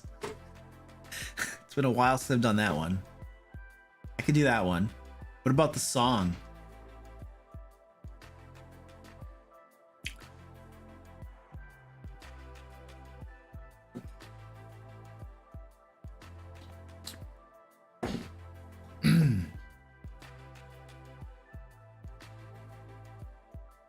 Tequila?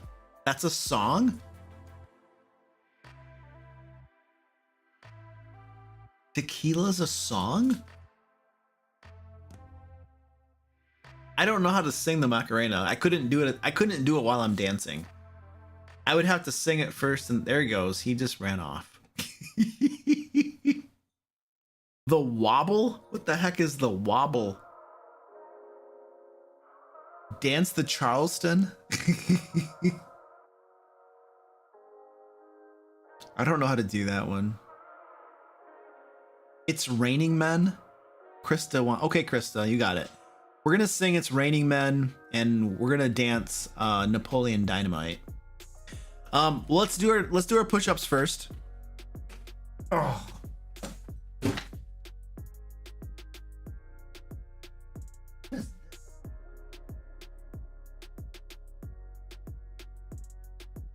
They were licking where the catnip was.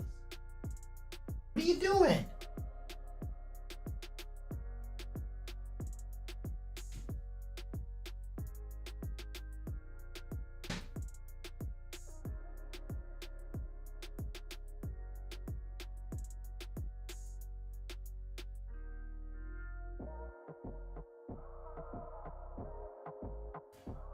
Okay, there's the push-ups, and now we do. I wonder if I can get this.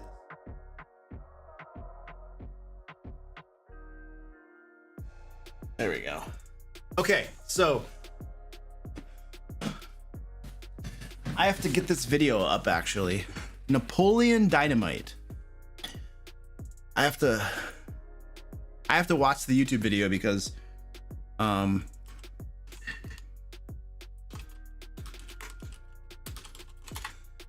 don't know it by heart.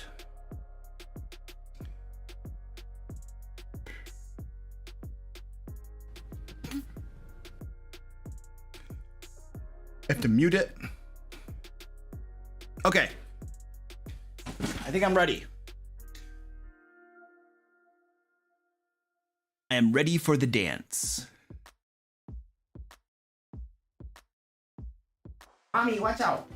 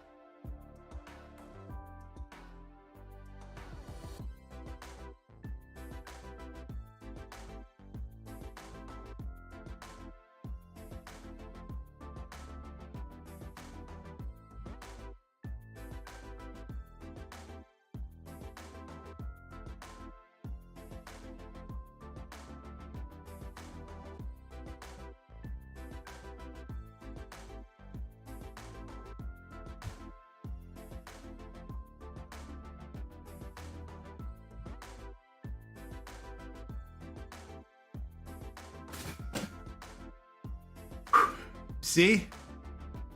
I am really good. Really good.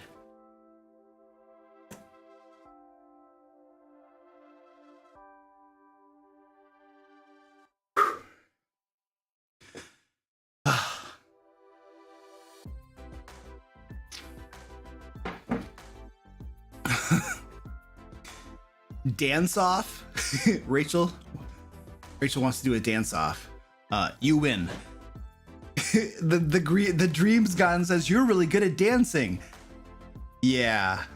Kirby says color me impressed. 1,000 out of 10. Perfect performance. Krista says woo, bravo. Okay, so you guys are just trying to make me not feel bad, and I appreciate that. I know that I'm a horrible dancer.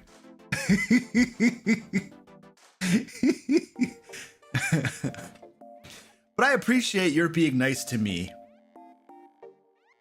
All right, and then I'm gonna sing The Raining Men. The Raining Men? I don't even know how the beat is or anything. Raining Men lyrics.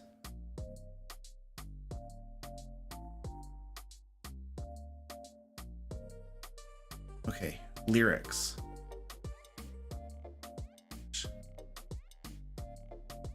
All right, I have to listen to this song. Otherwise I'm not even gonna know.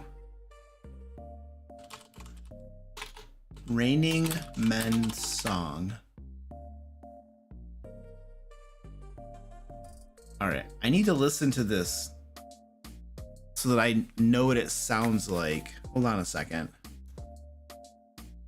Tabby says I'm way better than they are.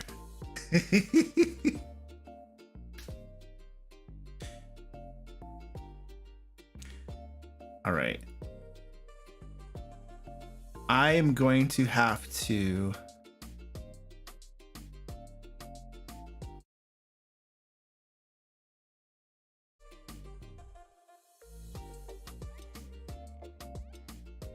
hold on a second.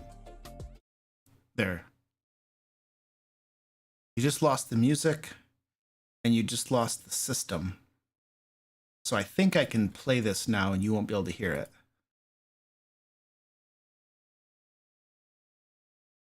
Yeah. I'm literally listening to it so I can get the rhythm.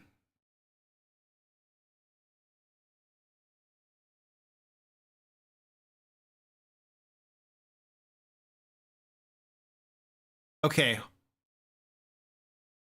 Stand by. I'm about to sing this for you. I can't play the music while I sing it because I'll get like in trouble with YouTube and stuff. I just can't do it.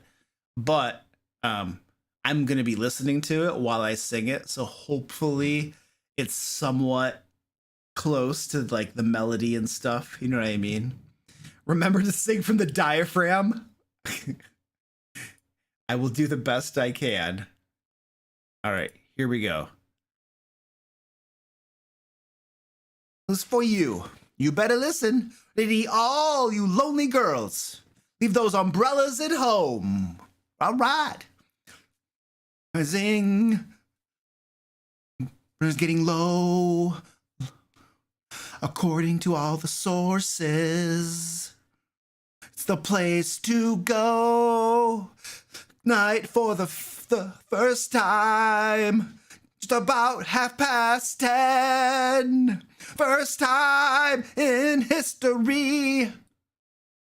Men. In men. Hallelujah. Raining men. Amen. I'm gonna go out to run. Myself get absolutely soaking wet. Raining men. Hallelujah. It's raining men. Every specimen. All blonde, dark and lean, rough and tough and strong and mean. Bless Mother Nature. She's a single woman too. Took off to heaven And she did what she had to do, taught every angel, and rearranged the sky. Each and every woman would find her perfect guy. It's raining men, hallelujah. Raining men, amen. It's raining men, hallelujah. Raining men, amen.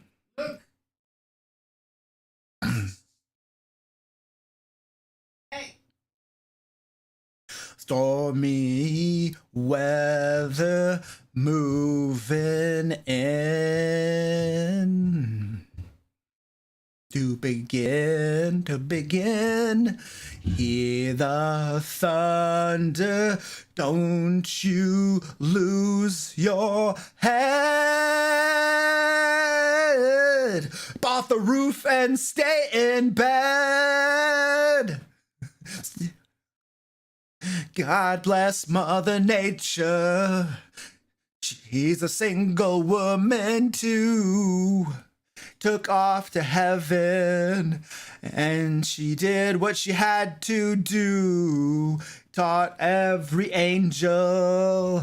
She rearranged the sky. That each and every woman find her perfect guy.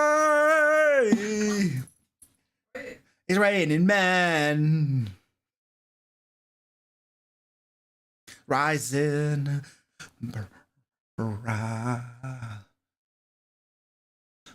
Umbrellas getting low.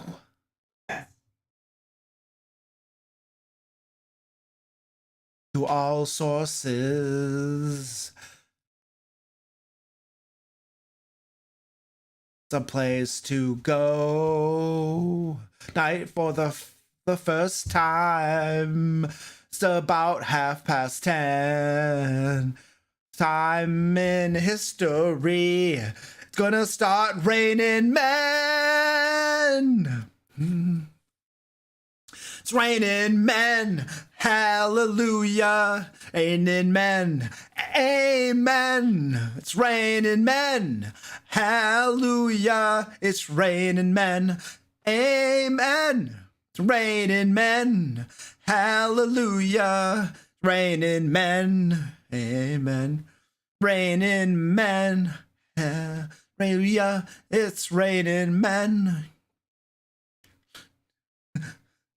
Blonde, dark and lean, rough and tough and strong and mean.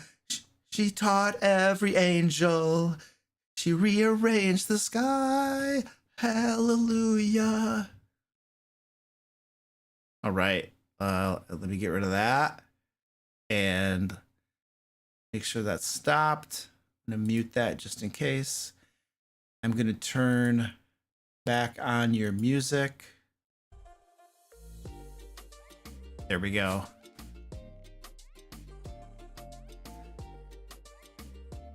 That was the song. That was all of the lyrics. And I literally had the YouTube video going over here while I was singing it. I had the lyrics on this monitor and the YouTube video was over here so I could get the beat. And I don't know, I saw guys in that video. I saw things out of the corner of my eye that I never want to see again. Thank you, whoever suggested that video. I have been traumatized. Man. Raining Bacon. Now that's a song we need. We need the Raining Bacon song.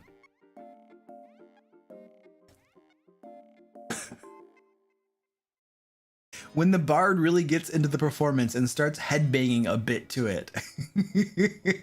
It was Penguin Butt. I know Penguin Butt suggested it and Danny seconded it. I don't know if anybody else was in on that, but yeah. I didn't suggest the video, I suggested the song. Well, that's the only way I know to get the lyrics or to hear the song really quick so I can sing along. Yeah, Penguin Butt, we're gonna have to talk at your next performance evaluation.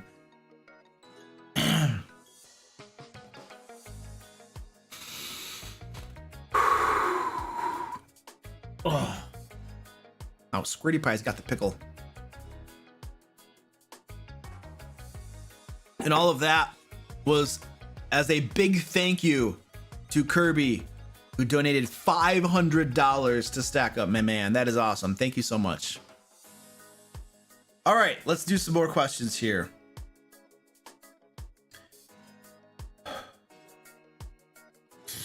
I don't know the answer to that question. How does BackerKit work? Do we get the email on how to use it? I mean, it's not hard. It's kind of self-explanatory. You will get an email from BackerKit, and there's a link in the email. You click it, it will take you to the BackerKit site. You don't have to make an account or anything. It's just all keyed off from a unique identifier in the link in your email, and you'll be able to select any add-ons that you want. You're going to be able to add your shipping address to it. You'll be able to add your credit card information for the shipping charges. Now, if you backed us on Kickstarter, you've already paid for the books and all the different stuff you wanted. But in BackerKit Pledge Manager, you'll need to pay for the shipping. So you'll be able to pick your add-ons if you want any extra add-ons. You'll be able to put your address in. It'll prompt you for a credit card for shipping. And then there might be some pledge questions in there as well. For instance, if you backed at a tier that gets your name added to the credits, then we're going to ask you what name to add to the credits in the books. And so it just has some screens and it walks you through it. It's self-explanatory. It's not too complicated. There's probably help articles on BackerKit that explain it and stuff, but you're going to get an email to the email address you use to back Kickstarter. That gives you a link to it. And if for some reason you don't get that email, you can always send me a message on Kickstarter. This is very, very important. If you have issues with your pledge or anything, send me a message on Kickstarter. Don't post somewhere on my Discord. Don't send me an email or something. Send me a message on Kickstarter if you have an issue, and we can resolve it. That is the very best way to contact me about any issues with Kickstarter stuff. Did you expect the Kickstarter to go this far when you launched it? What are we at right now? I mean, we're almost at 250,000. Where are we currently? Hey, we're almost at 245,000 right now. What did I expect it? You know, this is kind of where I hoped it would get to. I hoped we would get to about 250. Honestly, that's kind of what my hope was. Our first Kickstarter, we did almost 100,000, and I wanted to make it twice as much as the first one. And so this is kind of where I wanted it to get to. I had no idea of where it would end up. I had no expectations. You never know how these things are going to go. But it got to where I wanted it to get to. So I feel satisfied in that regard. Kirby, thank you. Kirby, $50 super chat. Thank you, dude. I appreciate that. Because you deserve something personally for that performance. You demand, sir. Well, thank you, Kirby. I appreciate that. So I made a fool of myself, and he gives me a $50 super chat. Thank you. My wife will take her cut.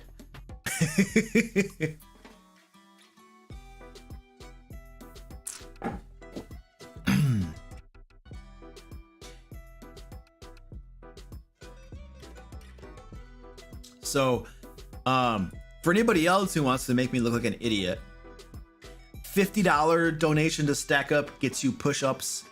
$100 donation to Stack Up, I will do a dance.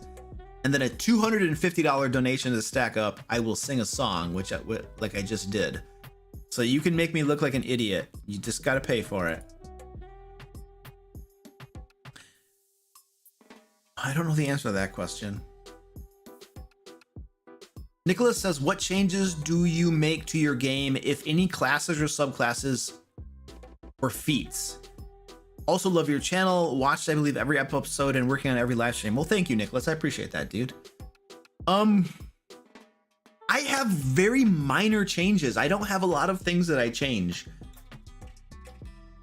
I think there are some feats that I might have tweaked or not allowed or something. And there are some subclasses. I think the Barbarian Ancestral Guardian is a subclass I don't allow for reasons. And I'm pretty sure there are a couple other things that I've tweaked. Then I have some house rules on some things we do in the game, but I don't have a lot. I don't have a big, huge list of them. It's very short. It's like a handful of things that I've actually tweaked or made house rules to. So my theory, why is it that I don't make a whole lot of modifications to stuff? I guess is the question, right? I think one, I don't have time to mess around with that. I just don't have time to do that. I spend my time making adventures when it's playing D&D or running D&D. I spend my time making the adventures and stuff and making monsters and encounters and stuff. I don't really have a whole lot of time to dink around with game mechanics and stuff. That takes time. I just don't have a whole lot of time. So really the only things that I make house rules to are something that a player uses and it causes a problem in the game or seems way unbalanced or something, and then it gets a house rule. But I try to keep those minimal and not a whole lot of them as much as possible. I also don't want to, I just don't want to change a whole bunch of stuff in the game mechanics. In my experience, I've found that oftentimes I'll try to change something and then it doesn't really work the way I want it to work, and we oftentimes go back to just using the way it's actually written in the book. So I don't know, I just don't change a whole lot of stuff. I try to keep it pretty much like the way it is in the books. It's just kind of how I do it.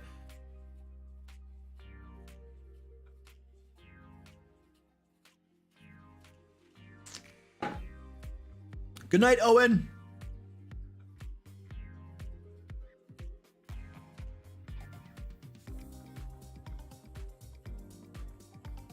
How does Patreon work with the Kickstarter? I'm not sure what you mean by that. I mean, if you're asking, so my patrons who back the Kickstarter will get the loyalty and lamentation PDF included with their pledge. I will do that manually in the backer kit pledge manager. And then my patrons also get $10 off. I will apply that manually in the backer kit pledge manager. It'll be a credit. You'll basically get a credit that you can use towards shipping or something, whatever you want. Maybe add-ons or something. But I'll take care of all of those little perks for being a patron in the backer kit pledge manager. I'll do that manually. So you're not going to see that stuff in Kickstarter right now. You're going to see that later after I take care of that manually.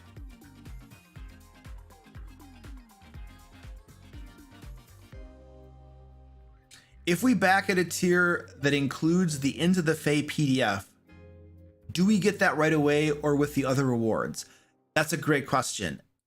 There are lots of things that are already done. Like the Into the Fae PDF obviously is done. There are the adventure bundles. We already have those completed. The map bundles, the digital map bundles are already done. So all of those PDFs that are literally already done, you're gonna get those pretty soon. We're not gonna wait until like next year to send those to you. You will get those very fast. Pretty very fast. It might be this month. It might not happen until next month. It just depends. Like I mentioned, I am way backed up on all the stuff that I have to do. So, but you're not gonna wait until next year. You're gonna get those probably within a month. Those will be in your hands because it's not a whole lot of work for me. I literally just have to like upload them to BackerKit and then push it out to people. So it's not a whole lot of work. It fits somewhere in my massive to-do list, but it will happen soonish is my pledge.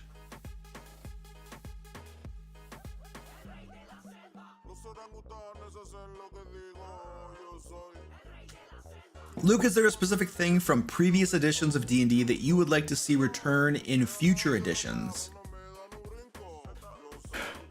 I think the thing that I missed from 3.5, for whatever reason, is I liked the mechanic of skill points. So stealth, for instance, like every time you gained a level in 3.5, you gained points that you could apply to your skills. You gained like about 4 points or so. There was a mechanic for it. I think it was 4 plus your intelligence modifier was the mechanic.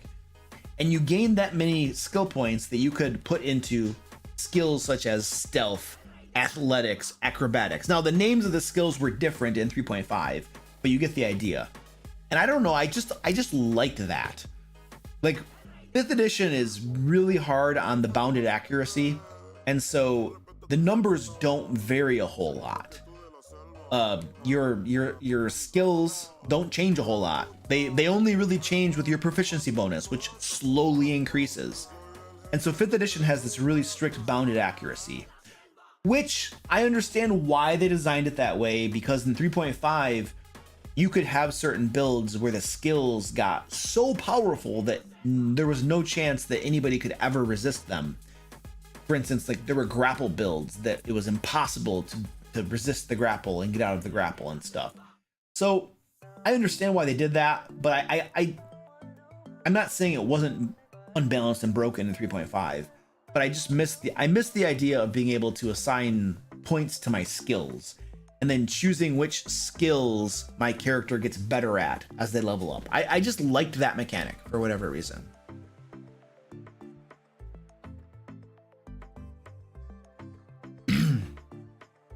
Your thoughts on using a former player character as a big bad? My rogue kind of went rogue. Funny joke. Yeah, I'm laughing. Thank you. I mean, I've done it before. I have no problem doing that. I think it's cool. So yeah, go ahead, do it. Are there any books from previous editions of D&D that would help me flesh out the Pirate Isles? I have no idea. I just don't know offhand any of those. This came up in my game. Could the illusion of a mirror placed before a Medusa cause herself to turn to stone? No, it's an illusion. I would say no. Absolutely not. It's an illusion. It's an illusion of a mirror. Like, if it were a literal mirror and the Medusa saw her reflection, that can turn her to stone. I'm pretty sure in the stat block it says if the Medusa sees her reflection in a mirror. But if you cast an illusion of a mirror that shows the Medusa's reflection, it's not actually the Medusa's reflection. It is magical. It is an illusion. It's not the same thing. The Medusa's image and her reflection has a certain magical power behind it. That is not replicated in an illusion spell. It is not. So I would rule no for those reasons.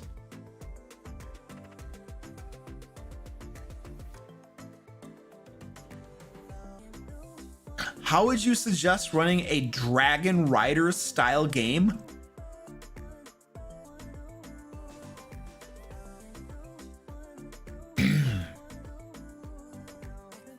I don't know. So it sounds like all of the characters would have dragons as mounts.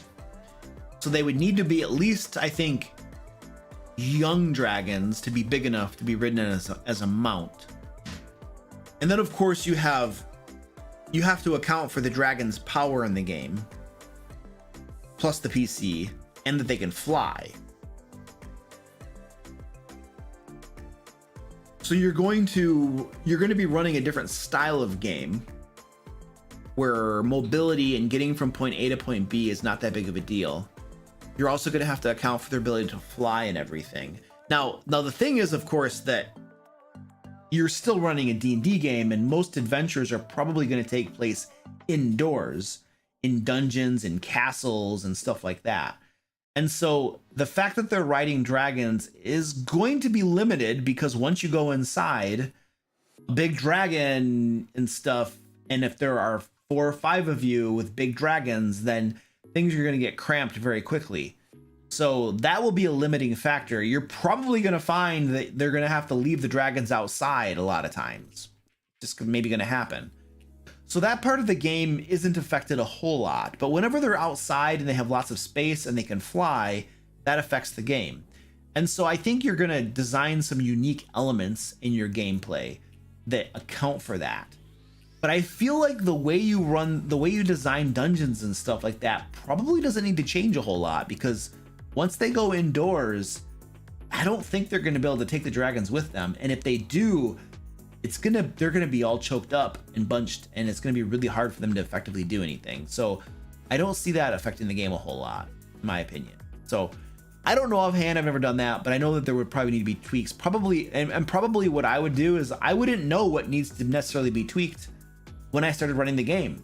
I would have to see what happens, see how things go, see what the players are doing, and I would have to react accordingly. And based upon player behavior and what happens when they all ride dragons, I would say, oh, okay, so these are the things in the game that probably need to be adjusted to make this a more enjoyable game for everybody or something. So I would probably play it by ear also as I ran that game and adjust things as needed. Ooh, unless the dragons can change shape. That's a good point. Yeah, then they could go in the dungeon. Yeah, that's true.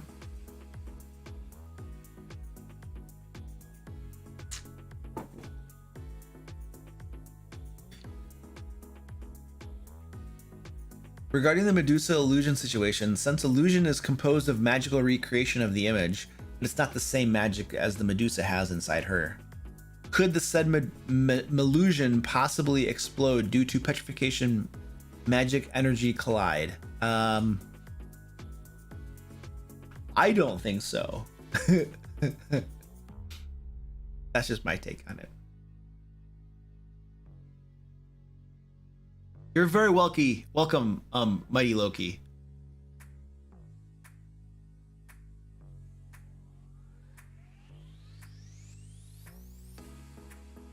The important thing is that the illusion isn't able to replicate the other effects. Yes.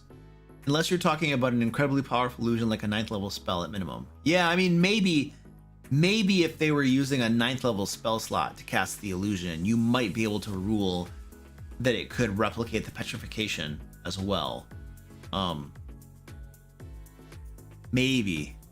But even then, it's petrification is like a transmutation spell, basically. And illusion's illusion magic. I mean, an illusion's an illusion, you know? It's a different type of magic, so I mean, what's to stop you from saying, I cast the illusion of a Medusa? And then do people get turned to stone? If I cast an illusion of a Medusa, do people get turned to stone? If I cast the illusion of a dragon breathing fire, do they get burned? We know the answer to that is no. Because an illusion, once part of the illusion makes contact with you, it becomes transparent, and you know it's an illusion. So we know that doesn't work.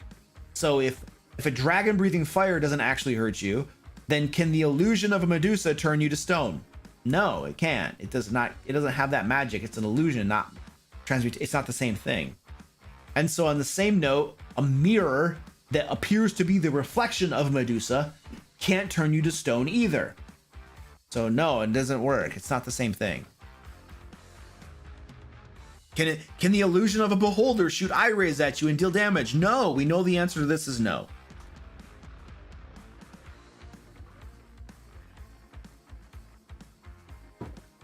Two party members just died and were brought back to life by a friend of the party. They're both non-magical. Wait, the party members are non-magical? I mean, I hope they're non-magical. They're just people, right? Maybe adding some magical abilities to the character's thoughts. I don't understand the question. Sorry. Have you ever run an adventure in the Beastlands? No. I don't know where that is.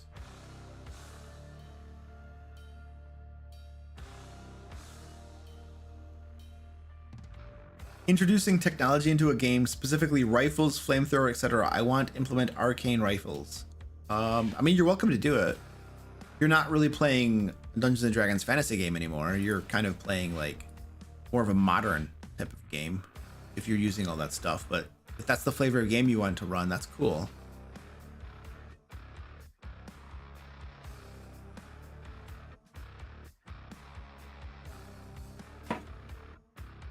night, Lord God.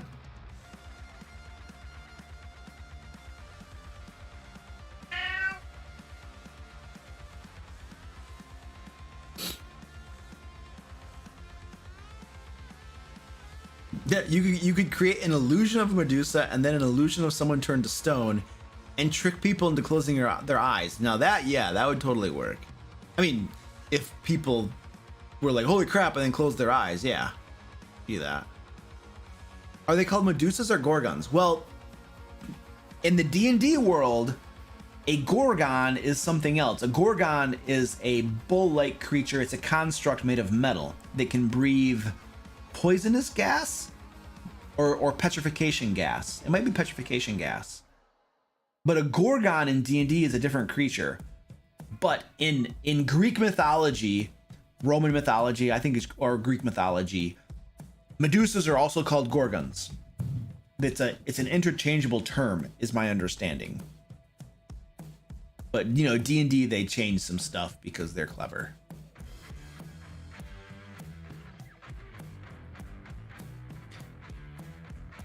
Rachel is creating a goofy campaign. What's the wackiest homebrew monster you've used or played with? I don't know. I don't tend to do wacky in my games. My games tend to be more of a serious, well, they're kind of serious, but they're not, because I'll do things like Gary the Intern, which is not serious at all. But the monsters and the enemies tend to be serious, and they don't tend to be wacky. I don't know that I've really done any wacky homebrew monsters at all. That's just not usually how my style of game, you know. So I don't think I have a good answer for you. Greek mythology. Medusa is one of the 3 Gorgon sisters. Really? Oh, that's her name? Oh, that's interesting. Medusa is the name of a specific member of the Gorgon race in Greek mythology. The Pengu monster. Well, now we're gonna look up Gorgon. Gorgon. Greek mythology. All right.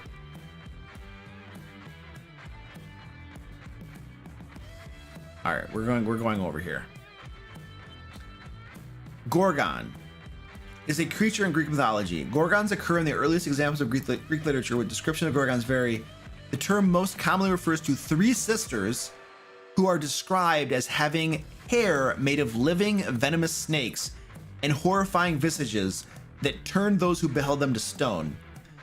Traditionally, 2 of the Gorgons, Senyo and Eurylel, were immortal, but their sister Medusa was not, and was slain by the demigod and hero Perseus. Okay, so the Gorgons are the name of like the creature, and Medusa was her name. Like, my name is Luke, her name was Medusa. Okay, that's cool. It's very interesting. All right.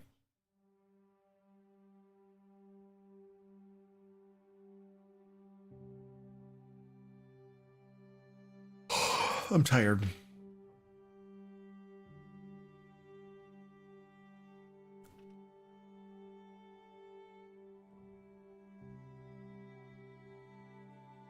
What would be a good magic item to award a Blood Hunter character that is more flavor than actual power? I'm not familiar with Blood Hunters, so I can't tell you. I'm pretty sure, wasn't that the class? Goliath, didn't we look at that once on a stream and conclude that it was like crazy overpowered or something? I can't remember. I feel like we talked about that or something, or maybe it was on the Discord or something. Yeah, but nobody's ever played a Blood Hunter. Are we at 246k? Sweet. Oh, the Echo Knight. Oh, it was the Echo Knight. Okay, cool. All right. The Blood Hunter isn't overpowered, but it is badly balanced. Okay, interesting. Okay, there we go. William knows. Yeah, Echo Knight. Okay, cool. Echo Knight then. Then we've never looked at the Blood Hunter before. The Echo Knight is broken, like Tosh said. Oh, okay, where did they publish the Echo Knight? Was that like in Tosh's or something? Where did that get published? The Blood Hunter. Where did they publish Blood Hunter too? I'm interested.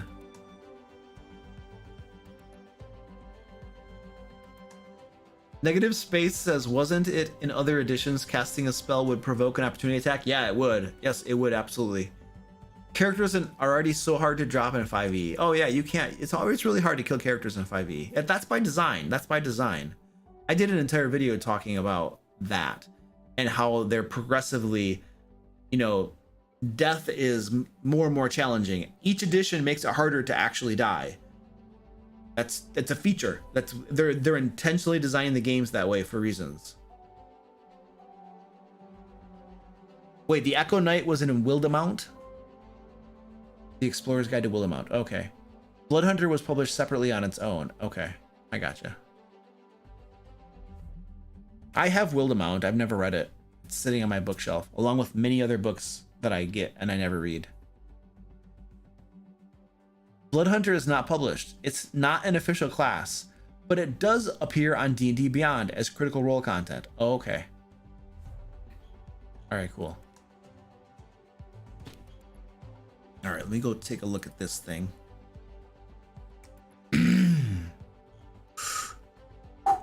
Wow. You guys, we are at... Where are we? Why does that say... Hold on, let me refresh this. Why does that... That is so weird. It is so glitched out.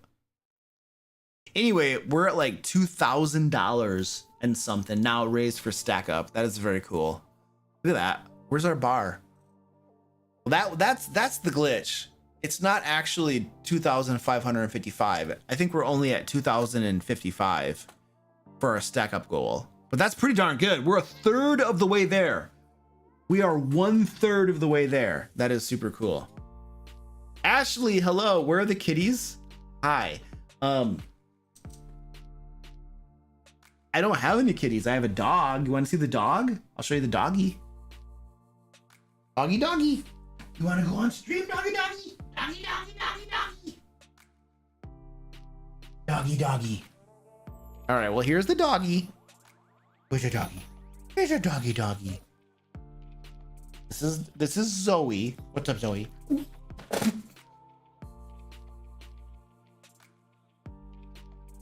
Okay. That was not good. That's Zoe, by the way. Basically a cat. She's smaller than the cats. Yes, she weighs less than the cats. You're very welcome, Ashley. I can hear my wife upstairs laughing right now because she just saw the dog lick me in the mouth. And now she's upstairs laughing at me. I can literally hear her. That's not cool. Not cool. Not cool at all. The Tabby asks, any tips for creating your own magic items? I have an idea for a traveling cart of sorts and I'm trying to come up with some goof, but some serious magical items for my players to purchase.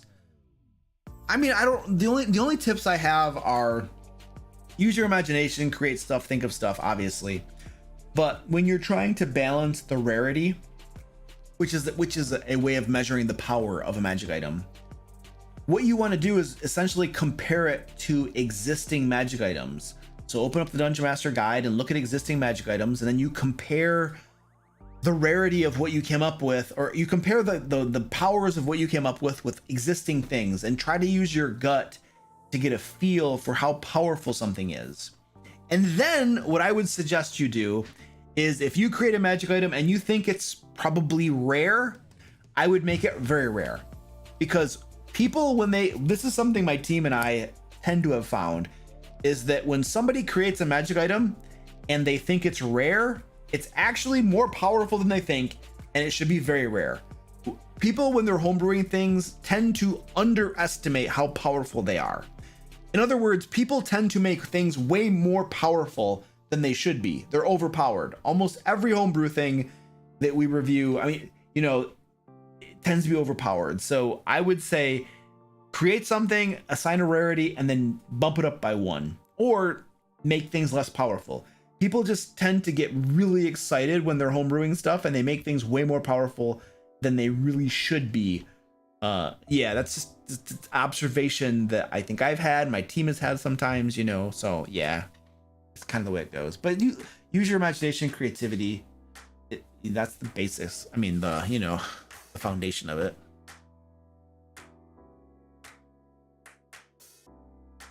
Mighty Loki says, I see you have the D&T board game Wrath of a Charlatan. Yes, I do. Have you played it? No, I have not. Or did you just get it for the minis? Yes, I did. If you have played it, what are your thoughts on the game? I've never played it.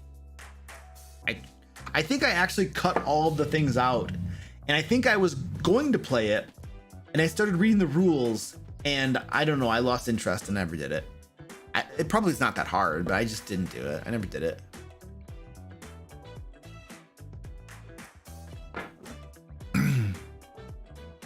Wand of Covering. You can create 3 random clothing pieces, shirt, pants, and socks per day. Ooh, what gold piece value would that be? Because you could literally like make some money doing that. It's like the decanter of endless water. If you took the decanter of endless water and went to like a desert region, you would be filthy rich. You have an endless source of water. Well, you'd either be filthy rich or you would have like assassins and thieves guilds all coming and trying to steal that from you, murder you, and take your decanter of endless water. Ashley just called somebody a nerd. I think we can safely say the chat is full of nerds today. It's kind of what we do around here. The Castle Ravenloft game though, I don't have the Castle Ravenloft one. I just have, I got the Wrath of a Charlatan and the Legend of Drist. Those are the ones that I bought. Basic mundane clothing, yeah, and then you're not gonna make quite as much money. It's a lot of fun, is it? Okay, well, one day I'll have to play it.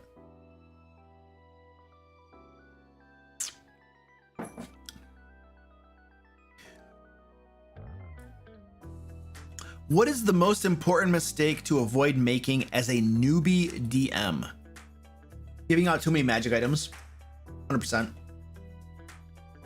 Giving out too many magic items. It's the biggest #1 mistake, in my opinion, that new dungeon masters are prone to make. And it doesn't help that there are people out there who will encourage you to do that. They'll tell you that you don't know how long the campaign's even gonna last, so you should just give out magic items because people like magic items. And then you do it, and the next thing you know, everything's broken and that you don't know what to do. So I would say #1 mistake is probably giving out too many magic items. It's really hard to fix that. It's really hard to fix that. You either have to beg your players to be reasonable and take them away, or you have to adjust your entire game. Now, for a veteran dungeon master, that's not that big of a deal. You can adjust things in your game. But for new dungeon masters, that's not what you want to have to worry about, especially if you're running a module. So be careful about giving out too many magic items.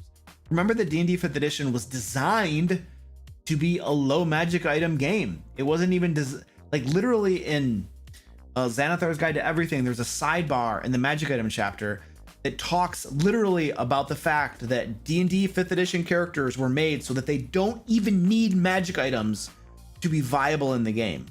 Now, why they put that in Xanathar's Guide to Everything and not in the Dungeon Master Guide is beyond me, but it literally in their game books it says that. So it was designed to be a game where you don't give out tons of magic items. And so when we do the opposite of how it was designed and we give out tons of magic items, then we're going to have to expect that the power level of the characters is going to be higher, which means that we're going to have to adjust our games and make things more challenging. And if you're running a module, that means adjusting lots of things in the module. Now, again, veterans, not a problem. And for many people like me, adjusting the encounters and stuff is a fun thing to do. So I don't mind it a whole lot and I know how to do it. But for a new dungeon master, it might just make your life very frustrating. Okay, ladies and gentlemen, we're gonna end it there for tonight. I am gonna go to bed. I have to get up very, very early tomorrow. So go out, back our Lairs and Legends Kickstarter if you have not done so already. We are at about 245,000. No, 246,000. And our next stretch goal is at 250,000. And there are about 6, it says 6 hours left to go. 6 hours left to go in the Kickstarter, and then it's going to close. So go out and back it. Get yourself some big fat books. You're gonna like them. So I'm going to bed. Ladies and gentlemen, this has been fun. Thanks for hanging out. And I will see you different time. It's not now. Yeah. Okay, I'm leaving now. Goodbye. Thank you for hanging out with me. Woo!